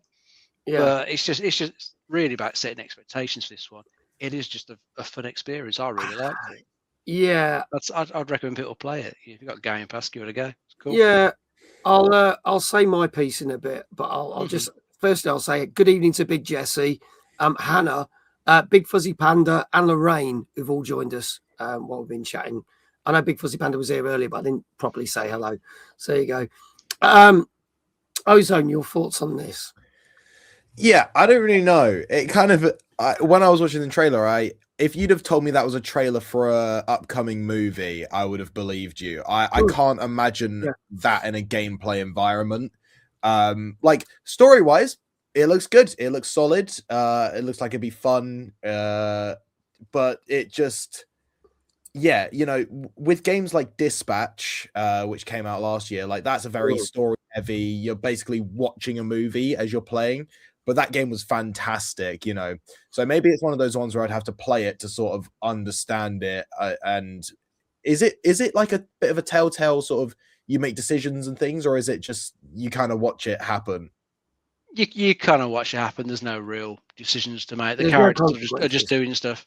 So you can walk around a few environments like the bedrooms and just stuff to look at. Right. Yeah. Nothing makes a decision or anything. It's just a story that plays through. And yeah, I was going to say, because Rock Muse asked the question, is there different endings? I'm guessing the answer is no. Nope. Yeah, it feels like one of those games that would really really sort of benefit from being able to have an influence on the story itself, because I don't really want to feel like a passenger to the game. Like I want to feel like I'm interacting with that game world, interacting with and like having control over what's going on, rather than just I could sit down and watch that in a cinema happily, but I'm not sure. JL said, I think it's really interesting to see developers and such using the medium of gaming for something like this to create a sort of interactive fiction. Feels like a game comes along every few years that creates some sort of discourse for what is a game. Your visual novels have done, like Gone Home did, and now this. I mean, the problem with Gone Home was, I really enjoyed Gone Home. That was more of a game than this is. Because at least you had to go around and open things and find things. There's not much game. This is where we're at with this game, right? They're classing this as a game. There have been some outlets that have praised this and put this as high as games such as Elden Ring, Octopath Traveler, games that got Disco Elysium, games that got 10 out of 10. I don't think this deserves this, right? But I also don't think it deserves the shit that it's getting online, because TikTokers, creators, Instagrammers are basically saying, this is a piece of fucking shit. I don't think that's right. I think what it should have been sold as an interactive adventure. It should not be sold as a game. It is not a game. It is clearly not a game. Right? It's a very good piece of art. There you go. It needs to be viewed as art, as what Muse has just said. I think it's a great piece of nostalgia for people that like 80s and 90s music, because it's got obviously 80s and 90s music in there. But it is not a game. And this is what's divided people. And because it's been classed as a game, some reviewers are jumping on the bandwagon and saying, this is the best thing of the year. And if God help me, this wins Game of the Year at the Game Awards, I will go find Jeff Keighley and punch him personally. If it wins now. Yeah. But say if it got like best art direction or something, I could go with that. I do like Uncle Jeff, by the way. He's all right. He's all right in my eyes. But it's not a game. And this is what's got people divided. But it's not a piece of shit either. And that's I think that's annoyed me more than the fact about this whole thing of, oh, it doesn't deserve this. A lot of people on social media also took issue with people calling it a big step for indie games, even though it wasn't. Yeah, it has been funded by quite a few rich people. So it's not really. It's indie, but it's not indie. It's kind of like indie game style because it's been put through Annapurna Interactive that does a lot of indie games, but the people who made it had a vast amount of financial backing. We're talking like a lot of money thrown at this. Okay, so they're very fortunate because of their backgrounds.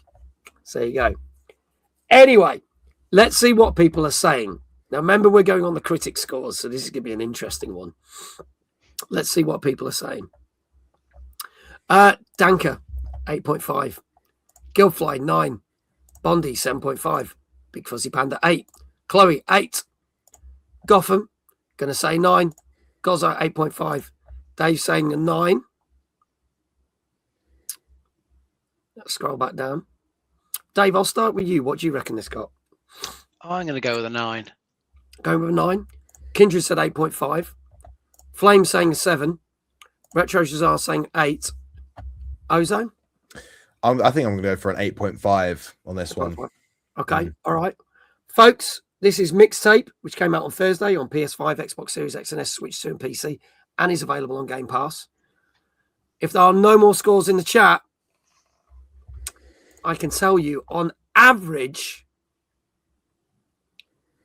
this game that is not a game is an interactive adventure. Got a 9.5.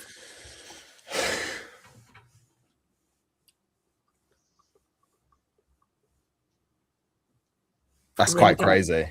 I don't know how I feel about that. The biggest one that everyone's having a go at. Now, it's funny that 2 weeks ago, everyone was having a go at IGN for giving Mouse PI a really shit score. They gave this a 10 out of 10. And now IGN are getting shit for giving it a high score. IGN can't get a break.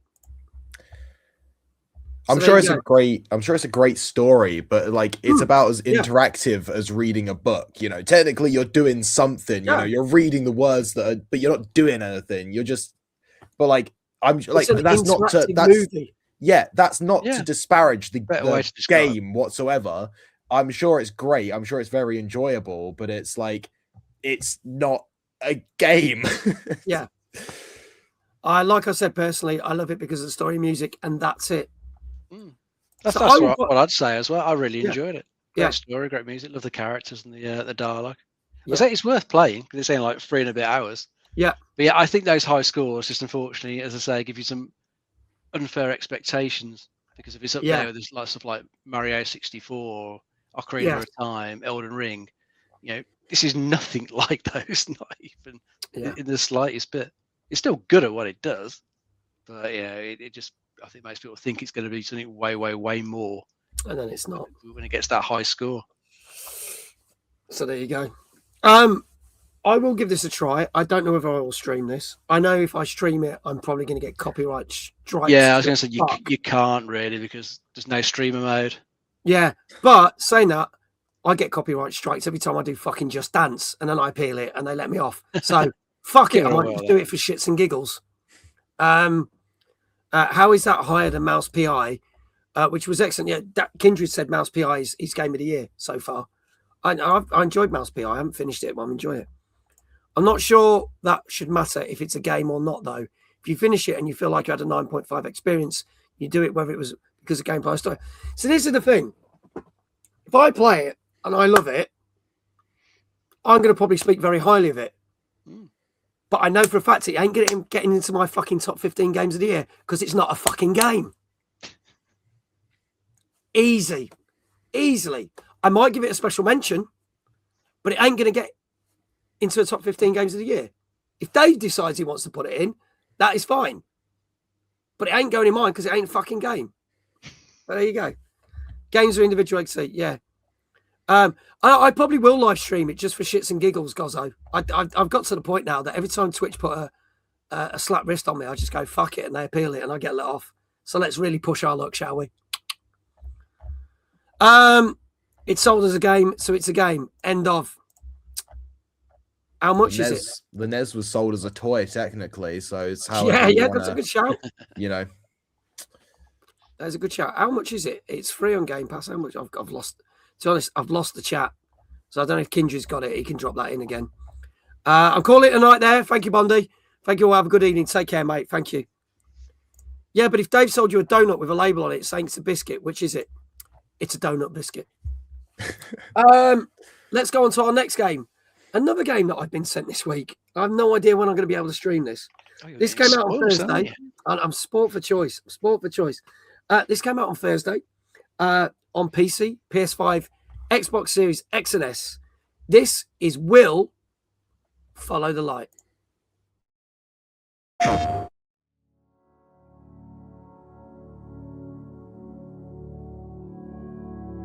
Dad taught me everything about the sea. Lighthouses, sailing.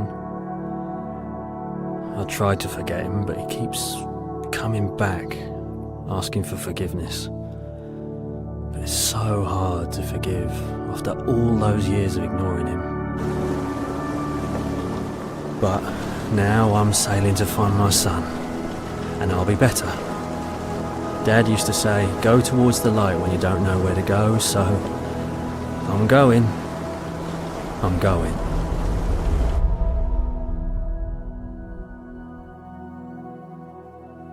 Forgiving someone is never easy. It means letting go of the negative emotions of the past and trying to understand their motives. It is a difficult choice, but one that must be made to move forward.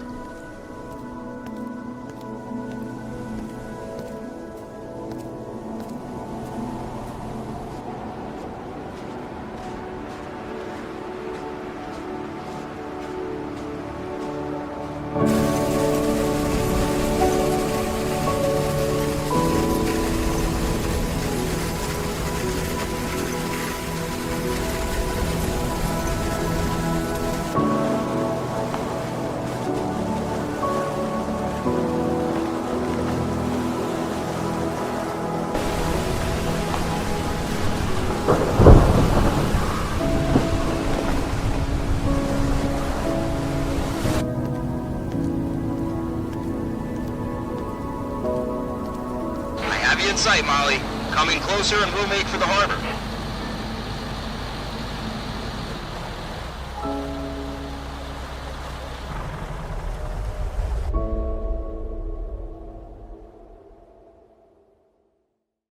PlayStation. There you go. That is Will Follow the Light, which came out last Thursday on PC, PS5, and Xbox Series X and S. Kindred says that it's $16.64 currently on Steam. It's 21 quid on Xbox and 25 quid on PlayStation. Something a little bit more chill, a bit more narrative again. Dave, tell us about this one. Yes, this is a first-person narrative adventure. I think sometimes these sort of games get called sort of walking simulators, but I think this one looks quite good. Yeah, this one's about a guy called Will. He's a lighthouse keeper, and while he's on one of his sort of solitary sojourns at the lighthouse, he gets a distressing radio message. There's been some sort of disaster at his hometown. His son's gone missing, so he's got to try and make his way back, across the seas, across abandoned islands, across the snowy mountains, try and get back there, find out what's happened to his son, to his family.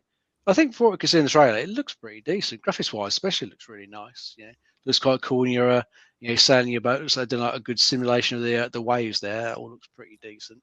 It looks quite cool when you're controlling the dogs on the sled as well. So I think it looks like a a pretty decent looking narrative game. So we've got quite a cool little adventure to play through. Yeah, I like the look of it. It's again something that's been on my radar for quite a long time with press releases, and then I think that's why I got sent a copy just a couple of days ago. So I like the look of it. Ozone, your thoughts on this one? I mean, yeah, visually that was absolutely stunning. I thought, like, the scene where they were under the northern lights, like sailing their boat. I thought that was incredible. I'm like, it looks like it's quite a story driven, as you said, walking simulator, which is not my typical kind of game, really. I think that it looks fun, don't get me wrong. I quite liked it. Reminded me of the sailing bits a little bit, reminded me of Wind Waker, that sort of just sailing around. I feel like the difficult thing of that game would be the sense of direction that the player would have to have. I feel like it'd be very easy to get lost as a player. I guess the whole thing is following the lights, but so hopefully they make that obvious enough. But yeah, I think if it was, I'm not like gameplay wise, it looked quite diverse. Like the bit where you're driving the Huskies, you're doing the boat, kind of walking through the town with the lantern. I think that as long as it isn't too dragged out, I'd say maybe 10 hours is the perfect length for that. And then sort of if it's any longer than that, maybe it's pushing a bit, dragged out. But no, overall I think it does look quite good. All right, well, let's see what people are saying in chat. Get your scores in now, chat. Danka coming in with a 7. Gozzo sharing too much information. He said 7, didn't see the trailer, went to take a dump. Thanks for the info. Yeah. Dave coming in with a 7.5. Ozone, I'll start with you. What do you reckon this got? I think I'm going to go with an 8 on this one. Going for an 8. Gelfly coming in with a 7.5. Gotham also agreeing with you, saying 8, I reckon. Flame saying 7. Gozzo says you're welcome. I don't think we are, Gozzo. Kindred, 7. Retro Shazar, 8. Rock Muse, 8. Mr. Jones, what say you? I'm going to go for a 7. Okay, go for a 7. Folks, this is your last chance. This is Will Follow the Light, which came out on Thursday on PC, PS5, Xbox Series X and S. And the most expensive version is about 25 quid. It takes about 5.5 hours on average to play. 8.5 for Chloe.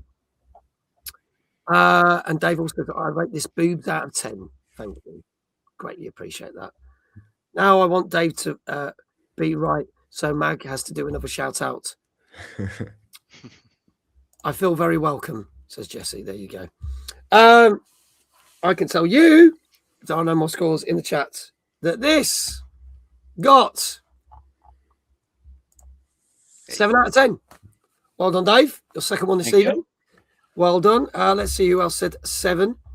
Quite varied scores. Kindred, well done. You got it right. Flame, well done. You got it right. Danka, you got it right. And Gozzo. I think Danka is still in the lead, even though he got the last one wrong. Dave, how would you like your shout out? You can do some spinning on your chair, mate. Oh, why not? Spin me right round, baby, right round, like a record player. Right round, round, round, round, round, right round. There you go. The exact words. Maybe. Dave!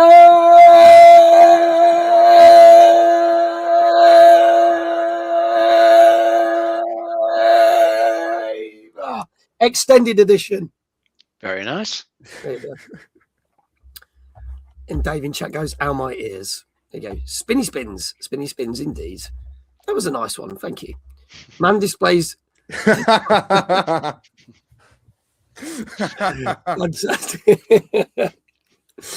Okay, moving on to another piece of news. This is one I want to say thank you to chat, because it was chat that sent this in last night.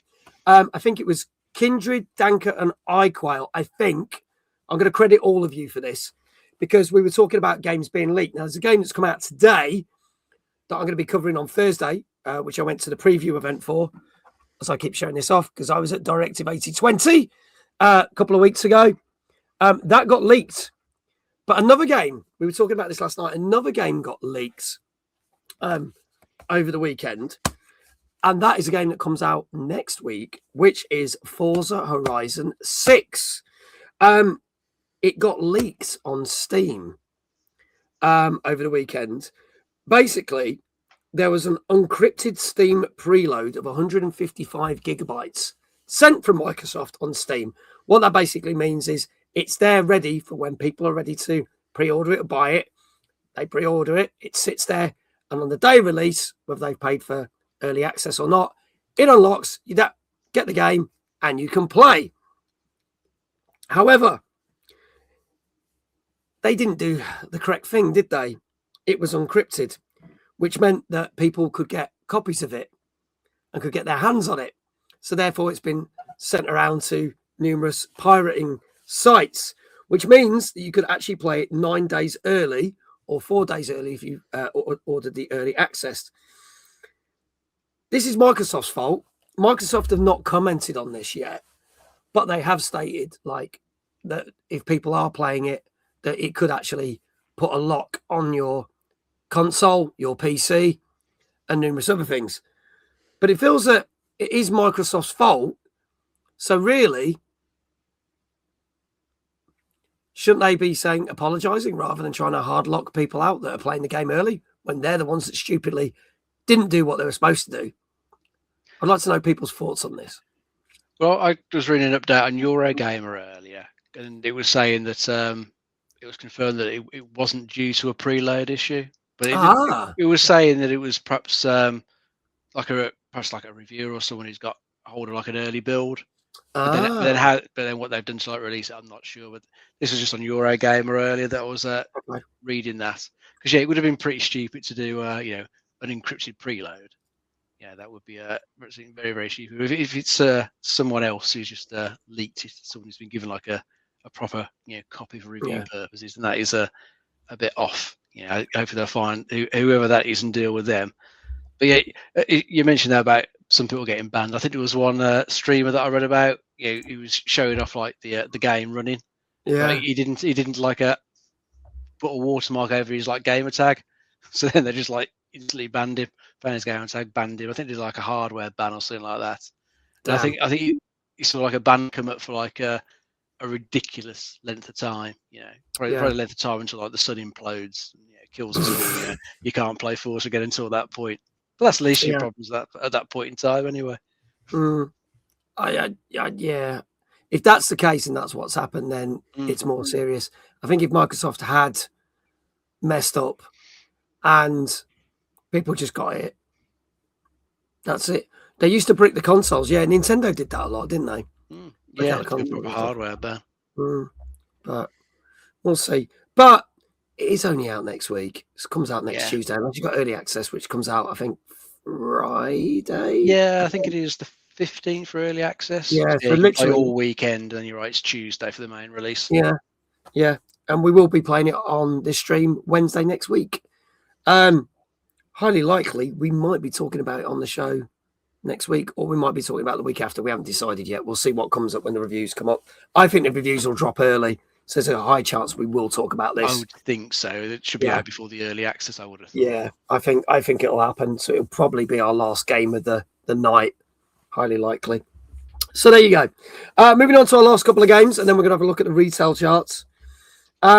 This game was being showcased at DreamHack at the NEC.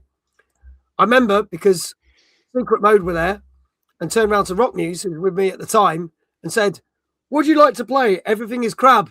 And she went, "No." So this came out on PC on Friday. This is Everything is Crab. In the frozen wilderness, the polar bear is an apex hunter. Its sense of smell almost unmatched.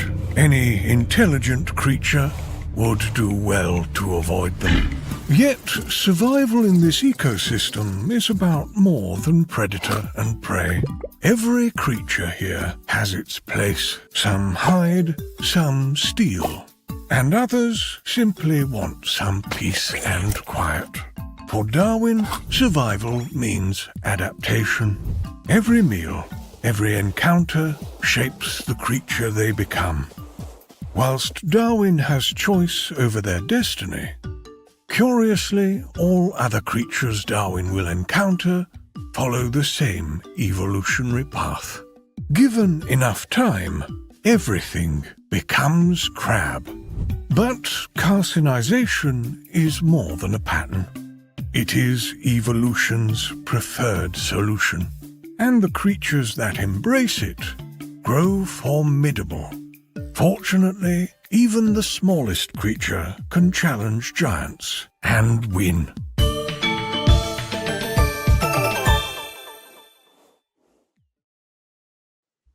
So, everything is crab. Or as Rockmuse said, no, not interested in this game. Tell us a little bit more about this, Dave. So this is another roguelike game. This one you are playing as a little organism at the start of each run, and you basically have to start evolving yourself. So you'll be killing other creatures, eating them, and then getting the choice of how you want to evolve. So I think it gives you like 3 choices, and whatever you pick will, change how your creature, evolves. Will they become a better predator? Will they become better at escaping other ones, surviving for longer, etc. I think there's going to be quite a lot of different ways you can take the creature, and then eventually you'll die. It's a roguelike, and then you can start again and perhaps go down a different route. See how it goes. I think it looks all right. The graphics are nothing particularly amazing to look at, but they get the job done for what it's doing. I was looking on its Steam page, it's got a roadmap where it's mentioned there's some Twitch integrations coming soon. So nice. Depending on what those are, that might be quite fun to say stream with your audience watching. Maybe they can get involved and help you improve your creature or do stuff to it to hinder you. Stuff like that could be quite good fun. For me though, I can't say I'd bother playing it. I think I'd get a little bit bored of it because I can't really see what else you can do. Yes, you get to evolve your creature each time, but sure, that'll get a little bit boring fairly quickly. I don't know. Not for me, but probably a few people will get something out of this. Yeah, I've got no interest in this. I'm not gonna lie. There's a lot of people from you as well. Yeah, a lot of people in chat. Rock news on the know. Yeah, I think because it was in the indie game alley, and it was just one of those games. So I was like, I know I'm never going to play this, and I looked at it, I could see it. I knew Rock Muse wasn't interested, but I played lots of cool games that were there. But I can see lots of people are going to love this. Ozone, your thoughts on this? I'm going to be honest. I thought that looked absolutely awesome. To be honest with you, I really like that concept. I think it was Dave said it's not an original concept by no means. And again, it's another roguelike, but again, as I mentioned previously, I'm a sucker for a roguelike, and I really, really like that idea of there's so many different combinations. Like every time you play it, you're going to end up as a weird, different, fucked up creature, and that's incredible. And it kind of it goes back to that joke of it was many years ago now. I say many years ago, probably about 5 years ago, but there was like a internet joke where it was like at the end of every evolutionary line, you basically end up as a crab at the end of every evolutionary line, which I really like that. That's kind of a joke that they've played on. But no, I think that looks fantastic. Yeah. There we go. This is £7 down to £6.29 at the moment on Steam. So again, absolute bargain. Thank you, Kindred. Let's see what people are saying with scores. Let's go straight to the scores. We've got Danker, 7.5. Gozzo, 7.5. Got Gilfly, 8. Rockmuse, 7. Chloe, 7. Excellent price point for the amount of content you will get out of it. Okay, so if I stream my first game, has to be crap by the sounds of it. So now Rockmuse wants to play it. Flame. Oh, we've lost Dave. He just disappeared into the ether. Flame is a 7. There you go. Chloe's cheating. If the concept where many species are similar to crabs end up becoming most exactly like crabs, because evolutionarily they are just superior in the environment. Kindred, 7.5. Retro Shazar, 8. He's back. Hey, there he is. There. Just a little momentary Wi-Fi blip. Yeah, you just disappeared and now you're back, so it's all good. Gotham, 8. Let's go for scores. Dave, what do you reckon for this one? Oh, I'll go for a 7.5. 7.5. Ozone? I think I'm going to go low. I think I'm going to go for a 6.5. 6.5. Okay. 6.5, 7.5. Okay. Last chance. Dave is saying 7 there. There you go. This is Everything is Crab, which came out on Friday on PC. And I can tell you that this got 7.5. Hey. There you go. Well done, Dave. Your third one tonight. There you go. Also, we have got the following people. Kindred, well done. I think it's Danker and Gozzo again. It is. It's just the three of you. While they're getting shout outs, Dave, how would you like your next shout out? You could do your walk on from the side. With me or with Mini Me? Go with the Mini. There it is. I actually thought I'd lost Mini Me. There you go. There we go. Right, off we go. You ready? Go for it. Dave! Very nice. There you go. Can you please keep getting them right, Dave? These are all brilliant. People said we haven't got the technology or the budget to do high-class shout-outs. Yeah, definitely not. There you go. Moving on to our final game of the night. This came out yesterday on PC, PS5, Xbox Series XS, Switch and Switch 2, and it's on Game Pass. This is Outbound. Let's have a look at this.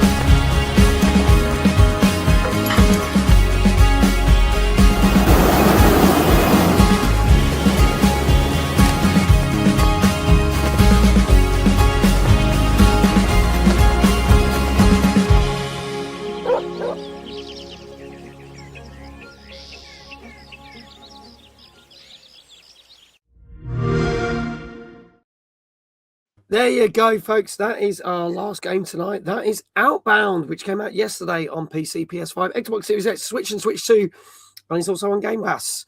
Mag, you're going to have to wrap this up soon. It's way past Ozone's bedtime. Oh, well.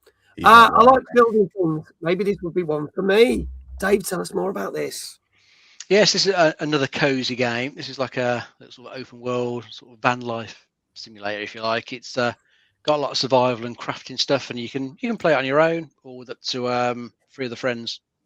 One of the reviews that I was watching earlier on was saying that when you play it on your own, it does feel like there's not that much really going on in the world, because really at that point all you're really doing is just doing a bit of slow-paced exploration, just looking for stuff, looking for resources. So like, it helps you sort of craft stuff to then decorate your van or build structures around it. or you're just going out looking for little hidden items, like you can see them picking up like mines or putting stones on cairns in the trailer. That stuff I think probably would get a little bit boring fairly quick, especially for me. I would find that quite boring quite quickly. I wouldn't play very much of it. But I think if you're probably doing it with like a group of mates, all driving around the same van, all wandering around collecting stuff, building stuff, then it could probably be quite good fun. You probably get a lot more time out of it. But I say single player wise, doesn't look that great to me. Visually, I think it looks quite cool, but I think going to be more for the cozy game crowd. And I think definitely want to play with friends from what I've seen of it. I could do a cozy stream with my mate on Saturday, playing it. There you go. Ozone, your thoughts on this? I think it's a tricky one for me because it's I think it's great at the moment. We've seen a lot of sort of indie studios getting almost as much recognition as AAA studios. Like a lot of indie games are in the spotlight a lot more these days. The issue is that indie studios can only seem to be capable of making cozy games or roguelikes. So we're in such a like abundance of these games. It makes it difficult for me to get excited when I see it's another cozy game where you gradually build up a house or a whatever, and like, oh, you're cozy and you have fun. There's so much of that at the moment that I think there's definitely an audience for it, but with so many of them coming out, I think it's really difficult to sort of, distinguish them from one another at times, for sure. But exactly, yeah, cozy slop, that sort of thing. It's a new genre. No, yeah, you got friend slop and cozy slop. But no, I think it like the game itself looks good. I think I'm personally just like I see a lot of these games, so it's difficult for me to get excited over these types of games. Yeah, there you go. Guildfly's agreeing with you. Said you have to pick and choose your cozy games these days because some are better than others. Okay. All right. This is your last chance to get a shout out. Get your scores in the chat. Ellie in Exile, welcome. You turned up just as we're playing the trailer. Hope you're well. By the way, this is 18 quid, normally 20 quid on Steam. Also the same on Xbox, but also free on Game Pass. 20 quid possibly on PlayStation and 20 quid on Switch. Again, thank you, Kindred, for that. And let's see what people are saying. We've got 7 out of 10 from Danker, 7 out of 10 for Gozzo, 7.5 from Dave. Gotham says 7. Flame an 8. Rock Muse an 8. Mr. Game again 7. Safe 7. 7.5 from Retro Jazar. Guildflyer 7. Kindred a 7. Ozone, I'll start with you. What do you reckon? I'm on a measly 1 point for the night, so I think I'm going to have to go for a safe 7 on this one. Going for a safe 7. Okay. Dave, what say you?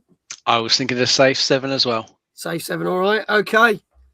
Anybody else, folks? This is your last chance to get your scores in. This is Outbound, which came out yesterday on PC, PS5, Xbox Series X and S, Switch and Switch 2.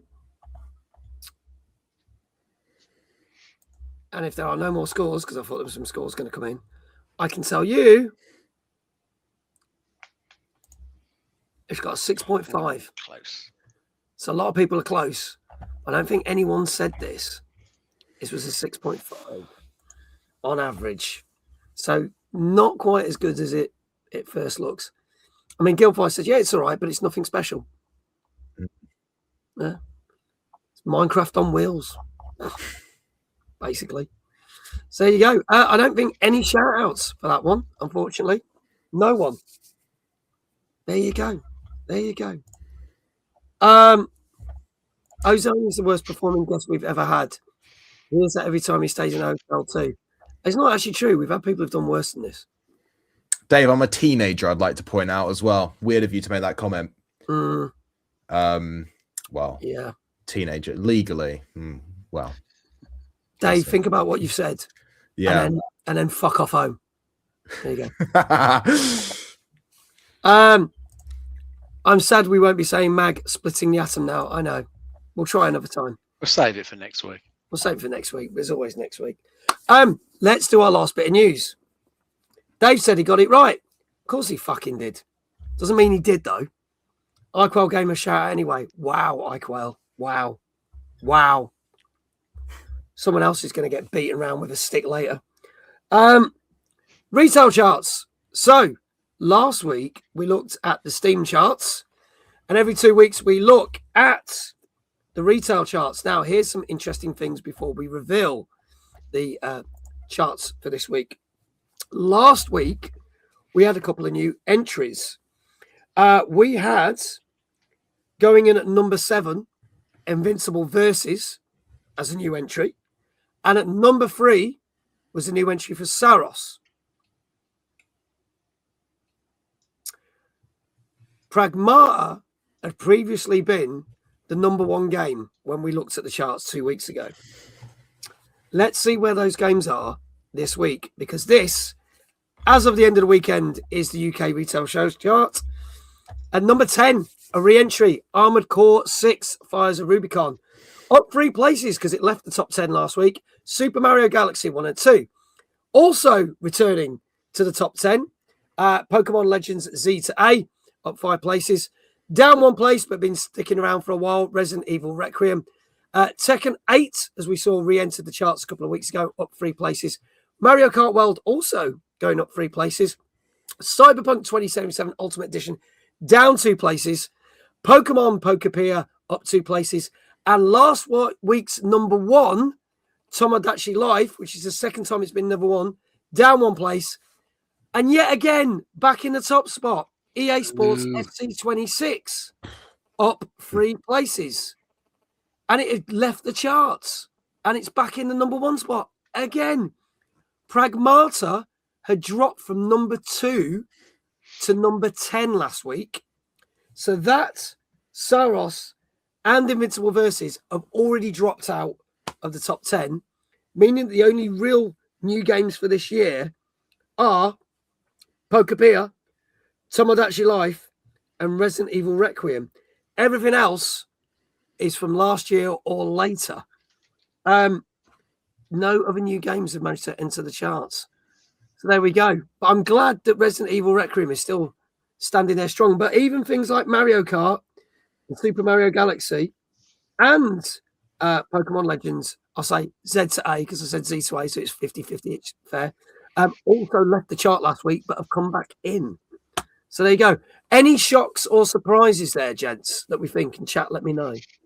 I'm surprised to see Armored Core back in there. I think it's a good game, but it's like, what was that, a couple of years old now? Surprised to see it 2 years in August, I think. Yeah, I think so. I'm surprised to see it reappear. Nice to see it reappear. Yeah. Because it is a good one, but surprised. Yeah. But then it's also disappointing to see, was it EAFC back up there at number 1? Because I just think it's just, yeah. But well, it's popular. People love it. But it is funny because I made the comment that, Nintendo are struggling. Their share price isn't good. But most of those games that are there, all on the Switch. Mm-hmm. There's only a few that aren't. Literally only a handful. But most of them, like nearly 80% on the Switch. That is it, folks. That is the retail chart. And that is our show. We are done for another week. Thank you so much to our wonderful guest, Ozone. Perfect. Thank you so much for having me, and thank you all. You've been lovely. I'd like to clarify before we go. When I said I am 18, I said I was a teenager. Technically still teenage years. But am I the youngest guest? Sorry, that's been playing on my mind. Am I the youngest ever guest? Possibly. If anyone's younger than 18, then let me know. Don't think we have. Well, 19 next month. So next month. There you go. But there you go. There's Sammy's not 12. It's still a bit weird, Dave, mentioning about my hotel life. Yeah. But no, that's fine. Weird way to end it. Sorry, everyone. I feel like I've really No. Don't worry. You've not brought the stream down. Dave's brought the stream down to his level. Yes. That's the way to look at it, I think. Yeah. There you go. Let me crawl off my damn pyramid. There you go. Silly Dave. Sam is 47. No. Jesus Christ. He can't be. I hate you all. Dave's mental age is younger than 18. That doesn't surprise me. But Ozone, thank you so much. Can we get a big shout out? We've had 18 on Mag's channel before, I think, but not on TNGC. Yeah. So you might be our youngest guest we've ever had. Yes. Potentially. That's all right. Hold a new record. There you go. I think I noticed Dave saying I also got the lowest score as well. So that's two records there. I think no, because we've had some guests that have got 0. Oh, yes. Get in then. It's all. So, yeah. It's been successful then. Dave's not quite right with that one. We have had some guests that have got 0. So, yes. Just saying. Just saying. But there you go.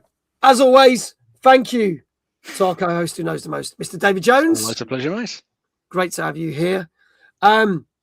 Next week, our guest is another streamer that we've not had on the show before.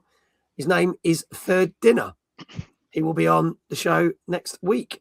No doubt we will be talking about games such as Directive 8020 or whatever Dave decides we're talking about. But there you go. Thank you to all the mods. Thanks to everyone who's been in chat. Hope you've enjoyed it. Congratulations to all the people who got them right. I think the highest score was 6 out of 10. I think. Or maybe 7 out of 10. I don't know. Let us know. But well done, Phil, you getting right. And even if you got one right, well done. We are going to do a raid. Thank you to everyone who's been watching on YouTube and Twitch. I am back tomorrow with Ozone. We are doing Mario Kart World Community Night. And everyone can join in from Ozone's community and ours because we are going to be doing a shared stream. So we're going to have a shared chat. You can watch either on Ozone's channel or my channel, but we are playing Mario Kart and you are all welcome to come in and join us and play the game. And Thursday's stream will be Directive 8020, which I'm very much looking forward to, which came out today. For those on YouTube, the stream is just going to end. For those on Twitch, we're going to do a raid. So I'm going to hit the button. Thank you, everyone. Everyone. Let's see if we've got more choices. A lot more choices tonight. It was kind of dead last night. It was insane.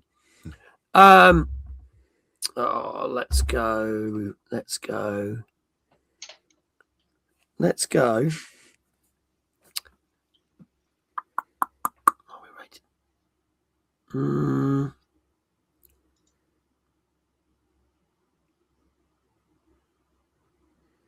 Is there anyone you'd like us to raid, Ozone, that you know of? Oh, goodness. Let me see if anyone is live right now. Because the thing is, I've got loads of people we could raid, but they're all people that we've raided recently. So it's like... I'm not going to lie. My follower list, it currently is telling me it's you. it's you. I wonder if I could raid myself. That'd be quite funny. I've actually, there is someone that I think would be great. They're called... if I put it in our little chat here. Yeah. Dave also said Zombie Workshop is on. Plus, there's someone called Odds Odd. Odds Odd. Make sure. Perfect. There you are. Yeah, we'll do Ozones because he's the guest tonight. Iced. What's this? Iced. Okay. All right. Let me see. Let me just do that. Let's get this going. Give us a second, folks. While we. Oops. Press the wrong button. Okay, let's just mute. Okay. Oh, playing Ori and the Will of the Wisps. Great game. Great game. How do you know them? They raided into me one time. So spoke based off of that, and I told them that I would return the favor somehow, someday. So that's exactly what we're going to do then. That's what we're going to do. Okay. Here we go. Let's go raid Iced Hortshatter. I think that's how you pronounce their name. They seem cool. Let's do that. That raid's going to kick off. I will also drop their link in the chat. And there you go. That's it. Thank you so much, everyone. As I always say, wherever you are in the world, have a great morning, great afternoon, or great evening. We'll be back next week with more Tuesday Night Gaming Chat. And tomorrow, we are back with Mario Kart World. Thank you so much, everyone. Take care. Going to press that button. Let's do a little wave. Good night. Good night. Night, everyone.